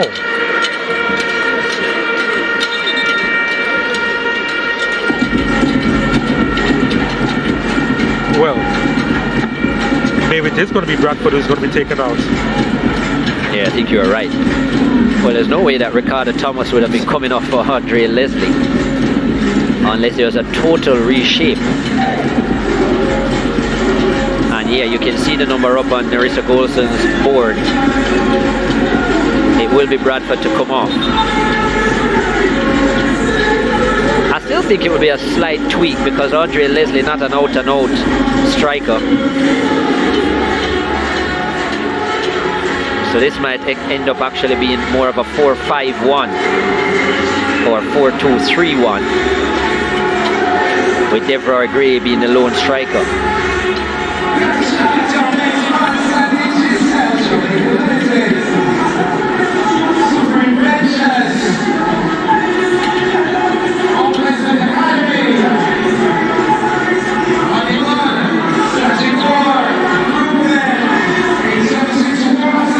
So this was Bradford's contribution, being at the right place at the right time, putting that one away. Difference between the teams.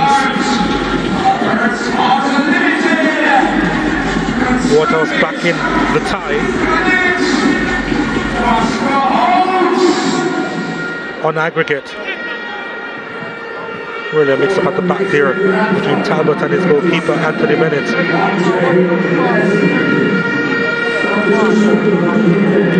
So Leslie comes on, replacing Bradford.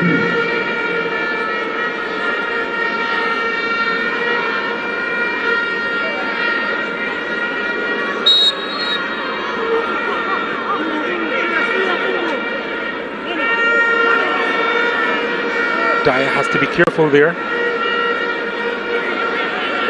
Corner kick signaled.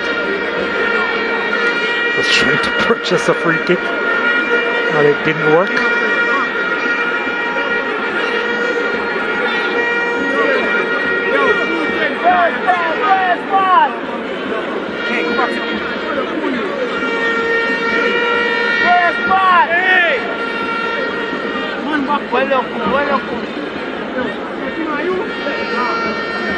Waterhouse again, they have 6 players inside the box. Can Bentnow find one of them? The near post. Headed away. Oh, not cleared properly. Still not cleared. It's Howell. It's blocked. And it's hacked out of the box by Harbour View. And Reed will pick it up, but cannot get by Elvis Wilson. Wonderful defensive play, and then the outlet is good as well to Leslie. Leslie sends this inside, and Bennett was in the right place.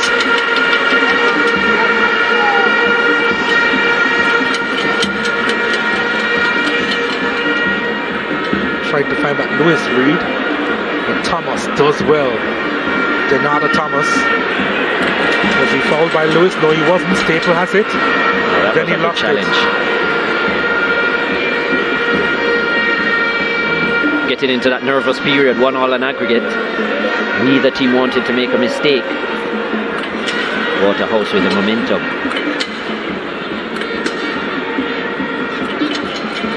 Priestley.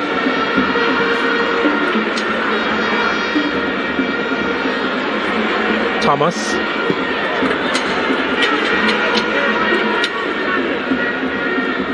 Howell. Nicely done by Howell, getting by Anglin.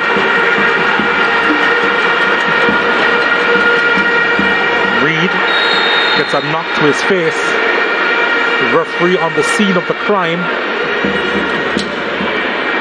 That's a yellow card. I'm not sure why why Keithy Simpson is arguing. Look at this here. This was wild by Binns. Didn't make contact though. And look at that skill. That's a better picture there. Ramon Howell. Oh yes. No, you see it. No, you don't. Joshua and Anglin. A trim and a shave.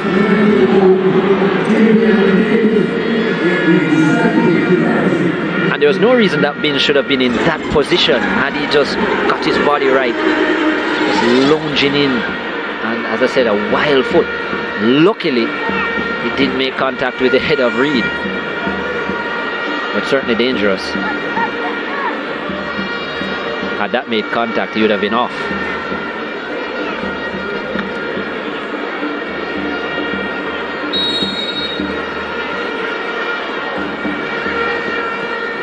There's a delivery inside. Oh, that wasn't the best. Was it? Nope.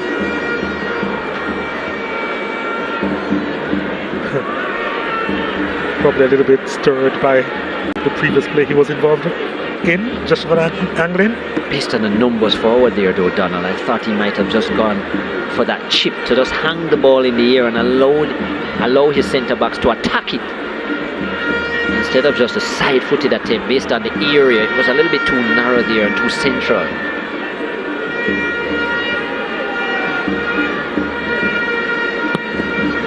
Son was forced Kemar Foster to come out of his area. Priestley. Colorado Murray gives chase.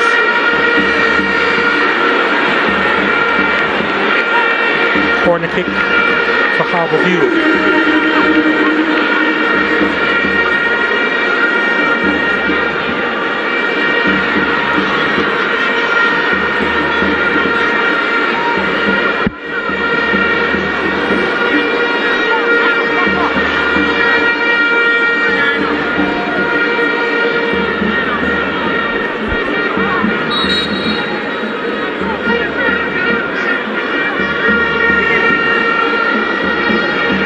corner kick to Harbour View and punched away by Foster. Here's the shot from distance, it's wide.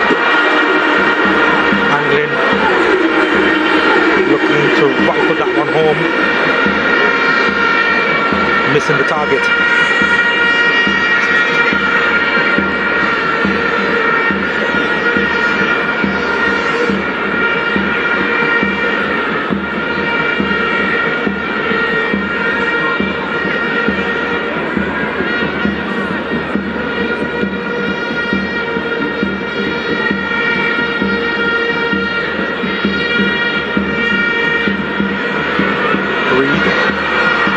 Plays that one through. Oh, Murray couldn't quite grasp it.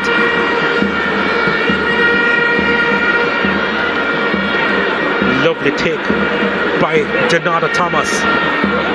Almost went through to Leslie, but the interception was a good one. Starting to see tired legs now on the park. That's wasted by Kimar Foster. Deliveries, especially to that side of the field, haven't been the best today.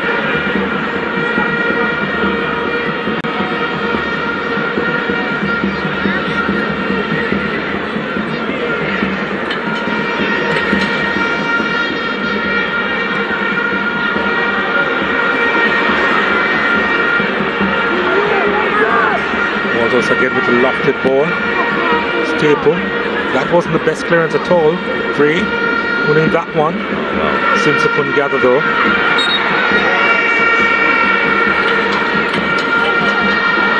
Ball over the top. And Foster is there. And the lunging challenge from Murray.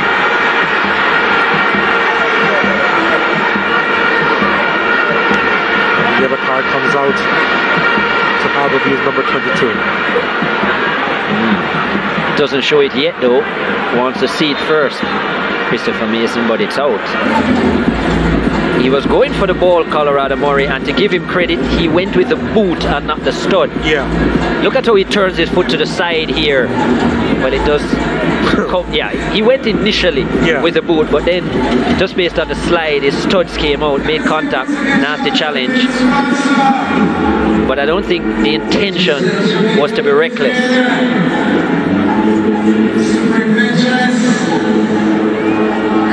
Striker's never the best. Well, there's Junior Flemings, he's in the place. JC Starr now plays in the French league with Toulouse.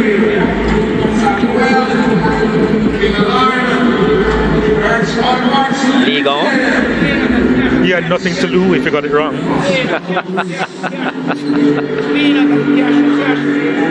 Reggae boy as well. Good to see him here supporting the JPL. Ron Beadle coming on now.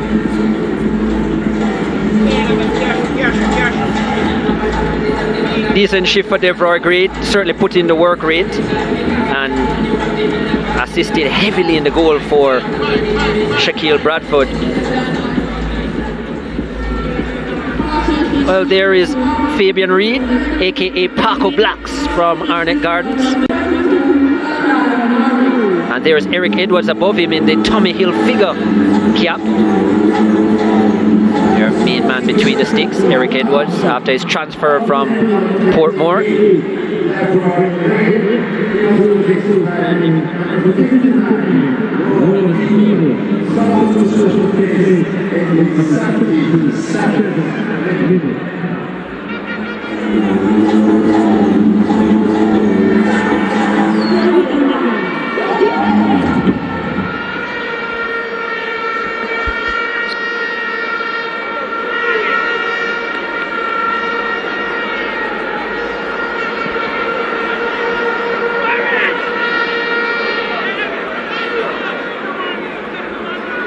Foster seems as if he's going to be fine.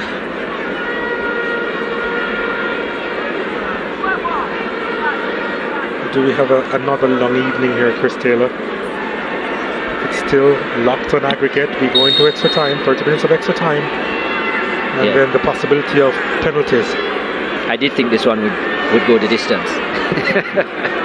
I did call it for this one. I didn't think they could have kept Waterhouse quiet right throughout. But I did think because of the Waterhouse's stubborn nature in defence, having the best defensive record, that very likely they could have get back to that in just a moment. Bentnow with the aerial effort. Proceed. Still a lot of time left though, and as I said, lots of tired legs now.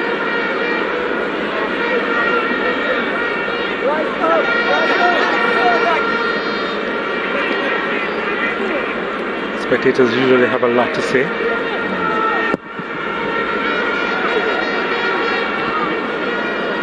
She has on many colours. Maybe she's supporting all 4 teams. She could have just worn. Well, you're right. Here's Bentnow. Bentnow.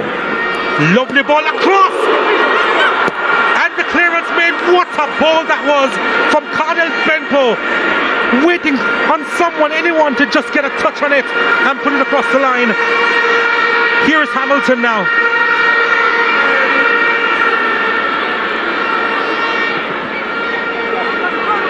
Wow. That was a delightful delivery from Bentnow.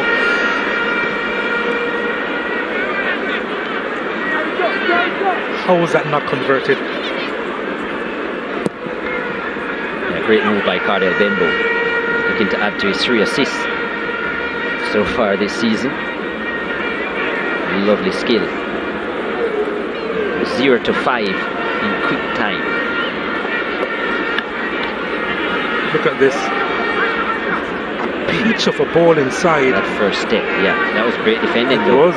Staple. I guess she's a Waterhouse supporter. That gave it away.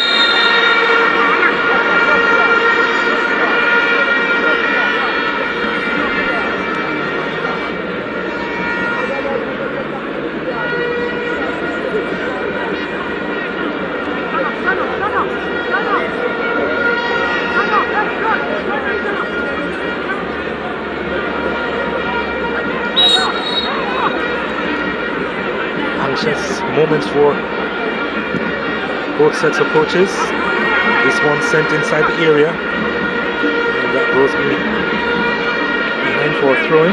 Well, it is a throw-in to Harbour view. Yep. Oh, this one is sent across. It's a big opportunity here. Lewis. Howell was in the way. Murray couldn't do a lot with it.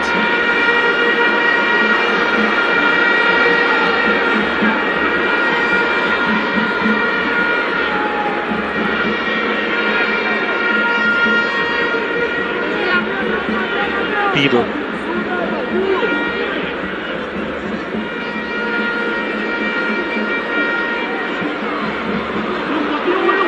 Looking to switch the play. Not a bad idea that was. Not a bad idea, but I think he was asking too much. Especially after 80 minutes. As we take a look at the SportsMax app moment, courtesy of the SportsMax app, and it's a decisive moment in the game so far. Mix up at the back. Dre got a boot in, and Shaquille Bradford was there to get his 4th goal this season. His 5th goal this season, sorry. And again, the difference maker in this contest.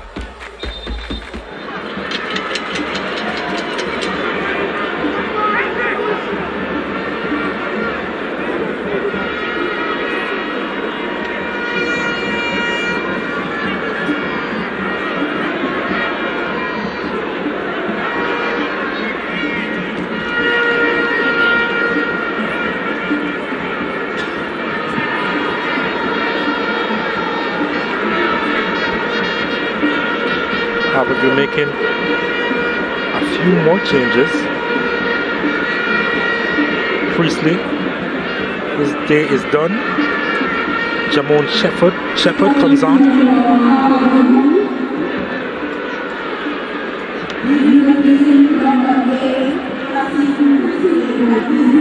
Tamar Lewis comes off.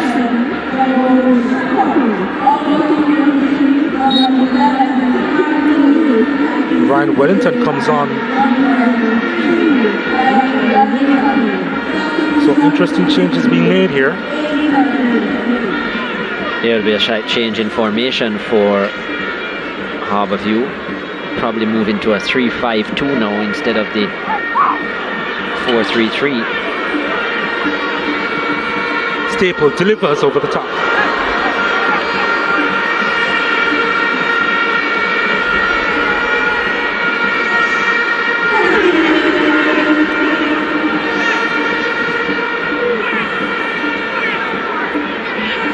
Staple looking for the far post, but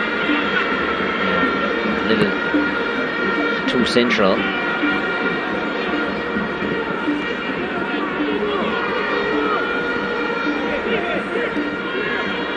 Staple. Ball played inside. It's Hamilton. It's Nicholas Hamilton. It's Hamilton! He's come on and he's done it again for the Stars of the East. Nicholas Hamilton. He may just have sent them through to the final of the Jamaica Premier League. His third goal this season. Hamilton does it again, and they lead on aggregate, the Stars of the East.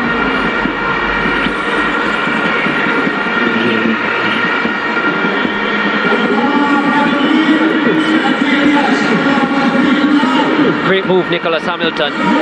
Turned as if he was going on to the left and went back onto the right. Good trickery, lovely pass it was by O'Shane Staple initially, and look at it, kept it close to him, and that was a clinical finish by Nicholas Hamilton. Where has this quality been all season? I guess it's turning up at the right time, in the right place. Kemar Foster, no chance. Look at this, sold it well, and then through the legs, I think, no, just to the right of Binns. Might have taken a slight touch off of him as well. And his third of the season, Nicholas Hamilton could finish. Well, he may just be the super sub of these times, and he again comes on at the right time for the Stars of the East with another wonderful finish, and they have the edge with 5 minutes plus any time added for stoppages remaining.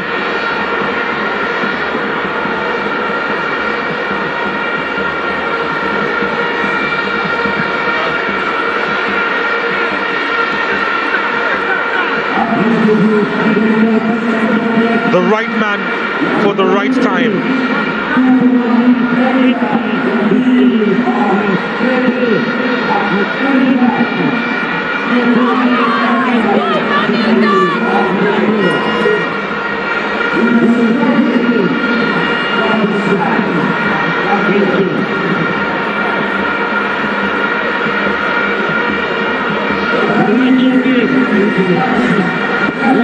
Waterhouse, pure move. What happens next in this dramatic encounter? They have experienced disappointment at the final stage. Waterhouse, they are looking to go into the final of the Premier League for the 4th straight season.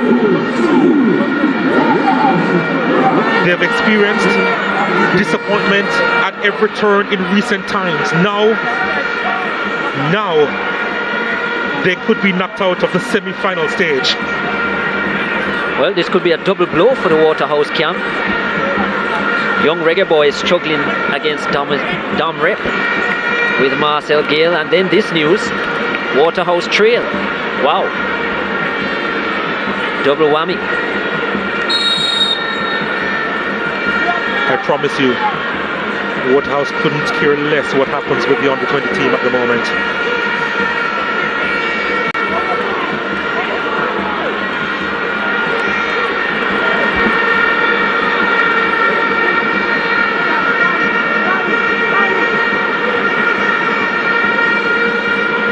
Ludlow Bernard at the moment looking like a genius.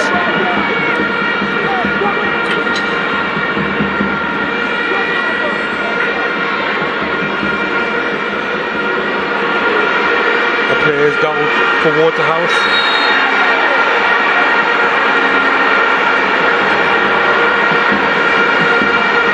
The other card is going to be shown to Elvis Wilson.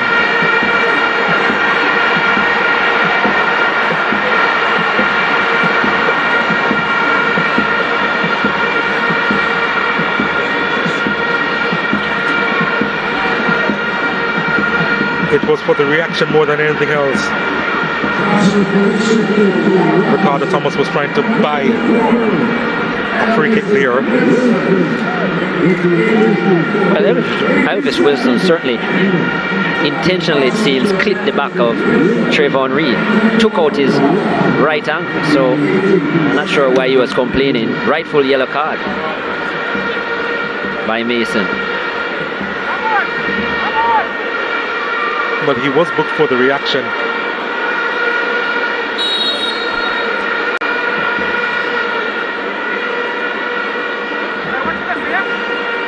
Reed.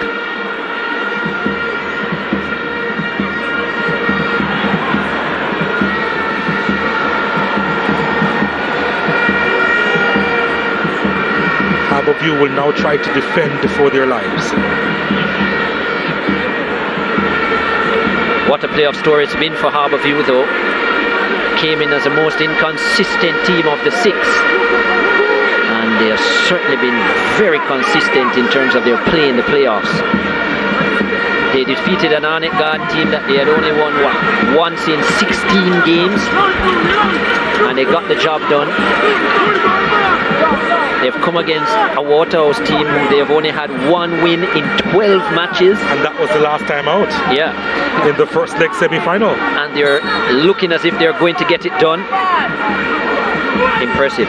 They have to defend this though. Waterhouse with the corner kick at the back post, over the top. Anthony Bennett was scrambling there. I think there's going to be a lot of time added for stoppages. We're thinking 6 minutes.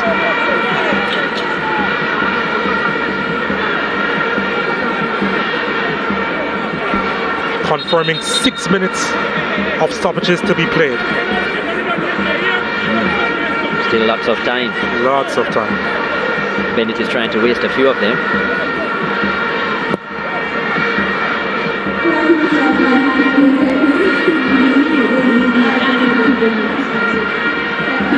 Howell.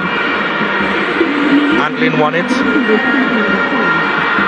Sends it up wide to Staple. Staple trying to cut inside himself. Lost possession. And what can Waterhouse do with this attack? Late challenge on Campbell. Play continues. And there's a clip on Beadle. Staple is lucky to get away with that. Isn't he on a yellow card as well, O'Shane Staple?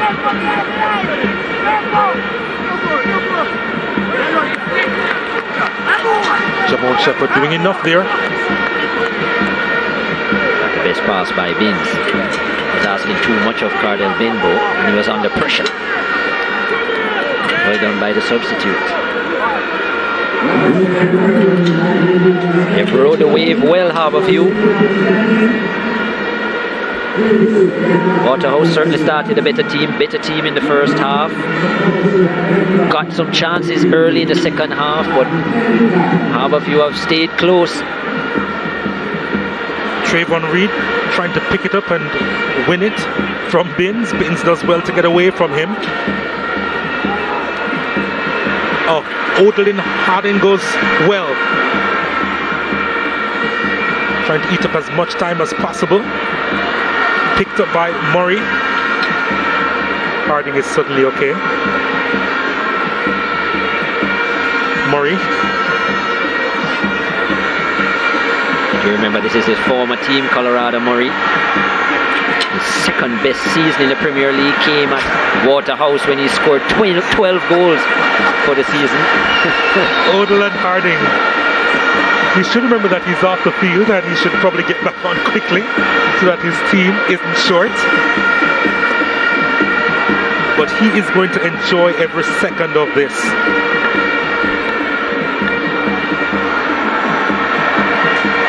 It's a young team. The vim, vigor and vitality. A lot of them, if they go through, would be experiencing, even the supporters, a lot of those supporters wouldn't have seen Harbour View in a showpiece final. 2012, 2013, the last time they lifted a trophy, it was in an all-league format. It was at that stage, so there were no playoffs. The last time there were a set of playoffs and Harbour View were involved, 2003-04, and they lost.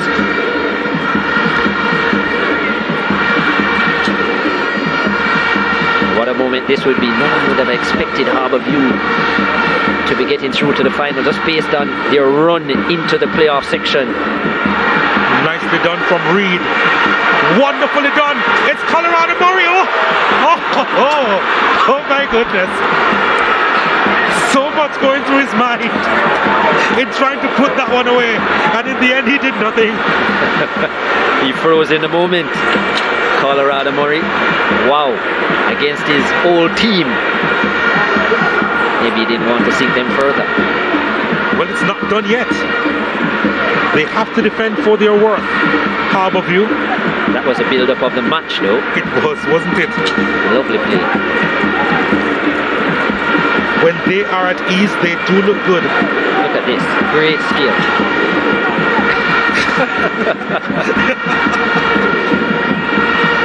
What a 1-2 pass. How the confidence of Nicholas Hamilton has grown in these playoffs. Yeah. So much was expected of him early in the season, Nicholas Hamilton. Only one goal in the entire season. Lost his start in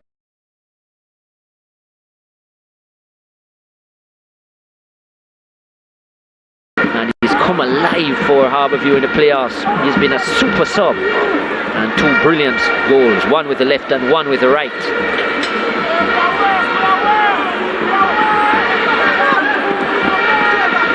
Seconds. 90 seconds.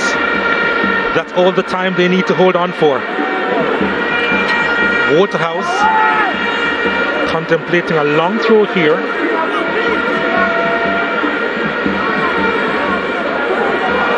Leslie's delivery blocked.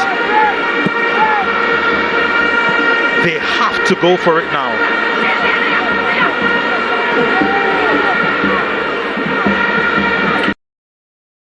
Nothing.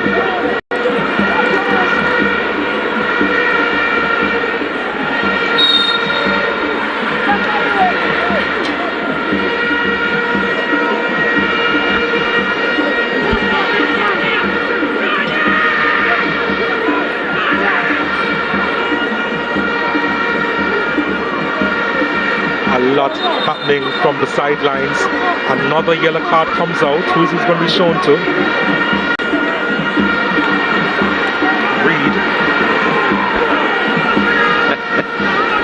Yeah, Reed knew what he was doing. This time no favours. Seconds remaining. Last chance saloon for Waterhouse. Punted long in a crowd of players, and Anthony Bennett rises high to collect.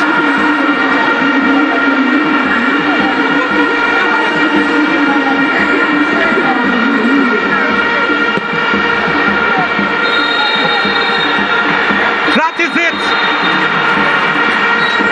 The Stars of the East haven't experienced this moment for a while.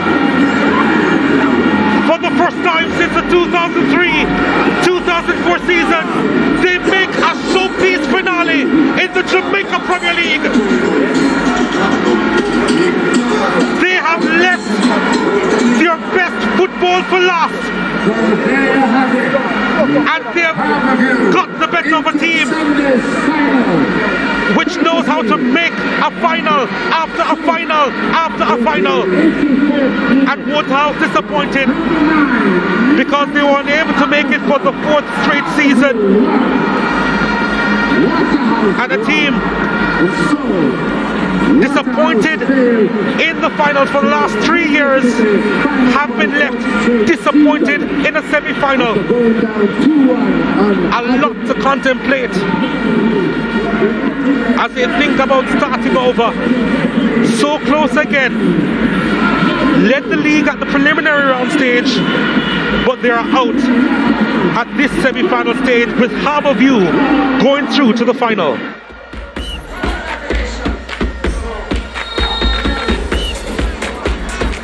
And we look at the highlights here in the second leg semi-final. Bentnow sending this one inside. Gray probably should have headed that one. Didn't have a lot of time there, and he was on the end of that cross, but couldn't do a lot with it. Bradford's shot was charged down. He would be involved a little bit more in this encounter. Denada Thomas, what a massive chance that was, but needed power and placement. Trayvon Reed driving that one wide. That was close for the Stars of the East. Reed unable to find the target. Murray playing that one through Lewis over the top. There was a deflection on the way through. Saka for Lewis. Could not handle the bounce. Couldn't find the target. Denada Thomas's ball over the top. Mix up at the back between Talbot and Bennett. Gray making himself a nuisance there for the Harbour View back line, and Shaquille Bradford on the stroke of half time giving Waterhouse the lead on the day, and tied up on aggregate. Really confusion at the back here, but Bradford did not mind. Neither did the Waterhouse supporters. They were ecstatic. And they could have gone ahead here. This was a massive chance. Ricardo Thomas would want a do-over here. Bentnow was also waiting in the middle. And then they tried to press the advantage. Thomas couldn't quite get a proper shot off. Then that shot from Howell was charged down right in front of the goalkeeper. Angvin was in the way of it. And then he eventually made the clearance. Bentnow again. This was a wonderful goal inside, and what fantastic defending by Staple. Staple just putting it away. Couple of Waterhouse players behind him. Hamilton. What a wonderful finish that was. Nicholas Hamilton. Again, the difference maker. Scored the winning goal in the first leg and scored the critical goal in the second. And they lead on aggregate. Hamilton in the 84th minute, the super sub of these times, and then close to the end. Look at this football. Hamilton and Murray just running out of ideas. Probably too many things going through his mind there.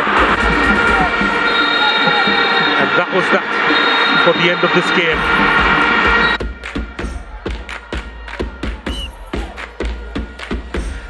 Waterhouse with 9 shots, 3 on target. Harbour View with 6, 2 on target. 30 fouls committed in the game.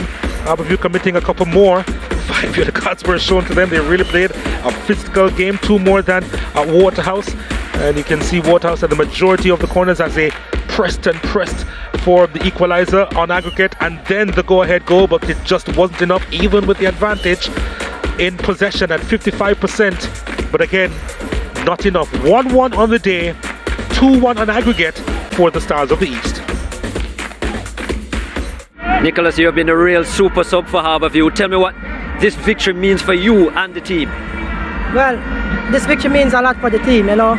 We've been working really hard, and at the start of the season our aim was to get in the finals and try to qualify for the CFU. And this victory means a lot to me because I've been having a poor season, and in the 2 semi-final games I stepped up and did it for my team, so I'm really happy.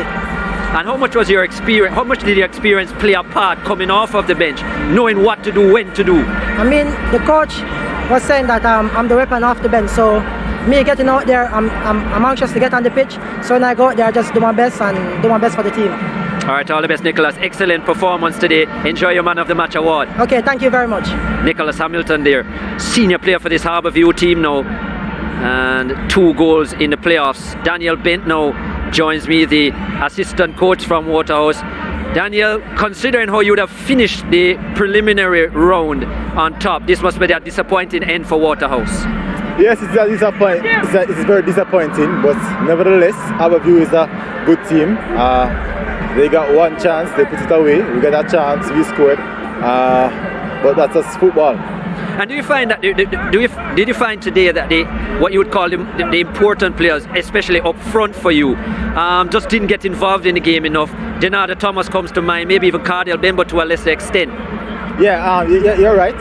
Cardell and Denardo did not play their best game, but nevertheless, they have brought us this far. So we're very much grateful, and we're looking forward to next season and Kakagaf. All right, all the best. Commiserations on the loss, Daniel, but a good season for Waterhouse nonetheless. Yeah, man, and big up to the community of Jewston. All right. Daniel Bent there, the assistant coach. Ludlow Bernard has gone on a long walk. I think he's trying to get the blood pressure down. Ludlow Bernard, head coach of Harbour. Ludlow, well, you couldn't have asked any more from your boys throughout this entire playoff period. That's correct. Really a lot of grit and determination on display here today. Not one of our better games. Probably the legs starting to tell a bit, but the fight and the determination. I was really pleased with the players that came onto the pitch, because they are the ones that are going to provide a little life and lifeline to the game itself. You know, and Nicholas came up trumps. You mentioned Nicholas Hamilton has been a frustrating season based on his standards. Lost his starting place to a place on the bench, yes, but he's adapted to that very well. Yes, and many others, of course. But it is part of the professionalism and it's part of the coaching regime. Sometimes a better players is best coming off the bench and providing. We see Ryan Wellington coming off to really solidify things. But all in all, we are glad that we got over this hurdle and we are on our way. We are on our way. On your way to the final. All the best, we are in the final. In the final. On our way now. On your way. Yes, to. Congratulations on the win today. Thank you very much. Rest up and prepare well for Sunday. Okay, thanks. So, Harbour have booked their spot in the final. Who will join them? Will it be Dunbeholden and Cavalier? Well, the answer comes up next.